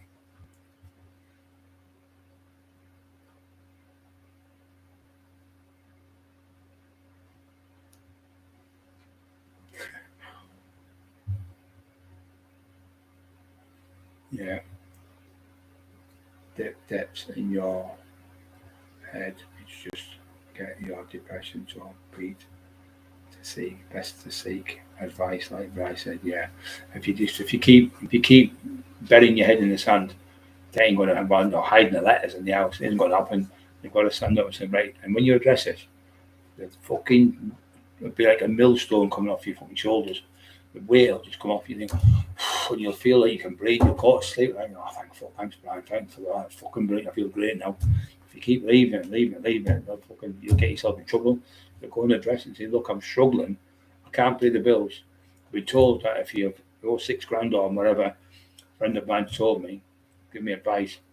He's already been with his brother, and he got the deck squashed or quashed, what they call it. And they do it, honest to God. Would never give you bad advice. I would never tell you something that's not right. And the same as the poll tax, council tax, whatever you want to call it. If you haven't got enough money to pay it, you can say for that discretionary housing officer, you can ask him, you can put a letter in, or just go and see them down the council. I need to see someone, I can't pay it. Look, I only get this much money, and I haven't got the money to pay it. Or if you're behind it, you can get it reduced where you can pay so much. So either way, you're going to win. It's a win-win situation. You can't lose. And if you've got any problem, go down the Sitting Advice Bureau and ask them. If you're going to go and claim on the dole, go and see the Sitting Advice Bureau. They will tell you exactly what you're entitled to, and they know the law inside out. Because most of them are ex-dole people. They all work for the dole, and they've changed from there because they say they're horrible bastards. I've spoken to loads of them. I used to work for the dole. They're horrible what they do with people. Pretending they can't have the bus fare when you can, and things like that. He said they're horrible people. The job centre, he said they're horrible. But yeah, go and see them. Most of them are ex-solicitors. A lot of them are retired, but the board, so they do it for free, and they help people. And they love helping people to help people get back on their feet. And they do a really good job. But it's all free. But you might have to sit 2 hours. What's 2 hours to get all your fucking 6, 7, 8, 9, 10 grand completely eradicated? They take it off. Light weights, yeah, we might lifting light weights, mate. I've been doing fucking leading like 5 key dumbbells for like say 30 reps like that, and 30 reps to then 30. So I'm doing like 90 reps of biceps, and then I go and rest. Then I'll go on another exercise. I'm doing like 300 or 400 reps a day, sometimes 500 reps a day. But that's got all that shit off me, and then I'll put the weight up a little bit and just go like slowly up. Not want to get like I was before. I just want to be fit. I am super fit.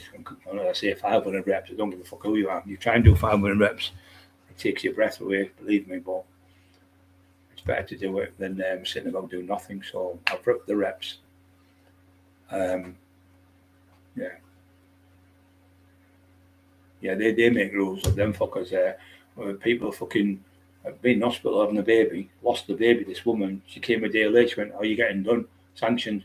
I've been in hospital, lost the baby. Just married, still sanctioned. Another one come, been pulled over by the police. The police officer left a note, said, "I've stopped him today, blah blah blah." The cop had written a note, went in the door with it. I was stopped by the police. There's the note and all that. I went, "No, just married, still sanctioned." Another one went. He went there. He got there. The queue was that long. By the time we got served, it was 3 minutes, 5 minutes late or 6 minutes late. And are you late? I said, "I've been in the queue for 2 hours. 2 hours in a fucking queue. What do you want me to do? Come at fucking 5 o'clock in the morning or something?" He got sanctioned. Another one got done. Daniel Blake, I think it's called. It's a brilliant film. It's about the dole where they're making people fucking go who've had heart attacks. He said, "Wait a minute, there's 12 people who looked after me. I've had a stroke and I've been told I can't work."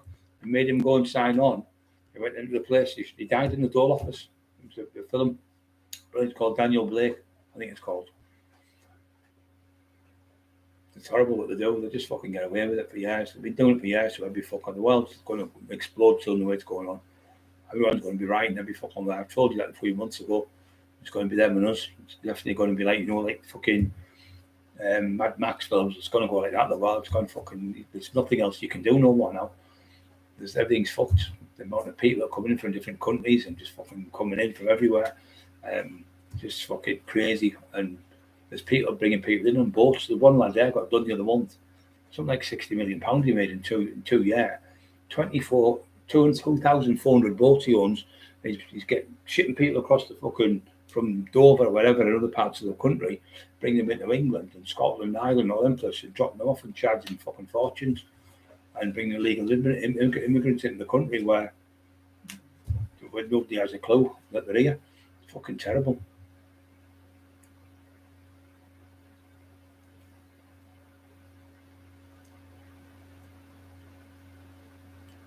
Over the debt, your head, just your depression's are best to seek.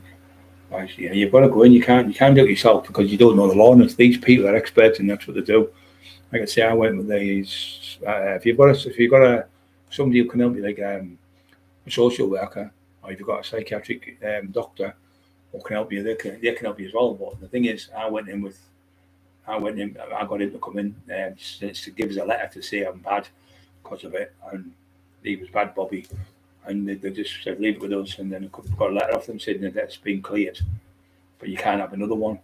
They said on the thing you can only do it once. So he was over the moon, over £6,000. But I got the other one, was nearly £10,000. The fucking phone, 118. I said, "You were told he had mental health problems. You were told I've sent letters to him and everything." Just taking the fucking piss. And they do it to old people as well. You get a thing of Jamie will say, "Wait a minute, I've never used that number. I've never phoned somebody in Scotland." He's rang the number and he's fucking somebody doesn't even know. So we're getting the BT were fucking giving people a few years ago bills that didn't even exist. Hundreds of pounds on it, not hundreds, like say £20 on his and 20 on him, but you're talking thousands of people, millions of fucking pounds, scams again. They'll do anything. Right, guys, I'm going to shoot. I've been on 2.5 hours, over 2.5 hours. I'm going to shoot. Fucking hell, I'm going to have a response at the door. One in a minute. Right, I hope you've enjoyed your night because I have. It's been class. It's been an honour being on, but don't be embarrassed to go and ask for help. And if you get depression, like I say, I'm always only a text away. So have a fantastic day tomorrow. Enjoy the day. Have a nice day, and I'll see you tomorrow night, 7 o'clock. God bless. Oops, done it wrong.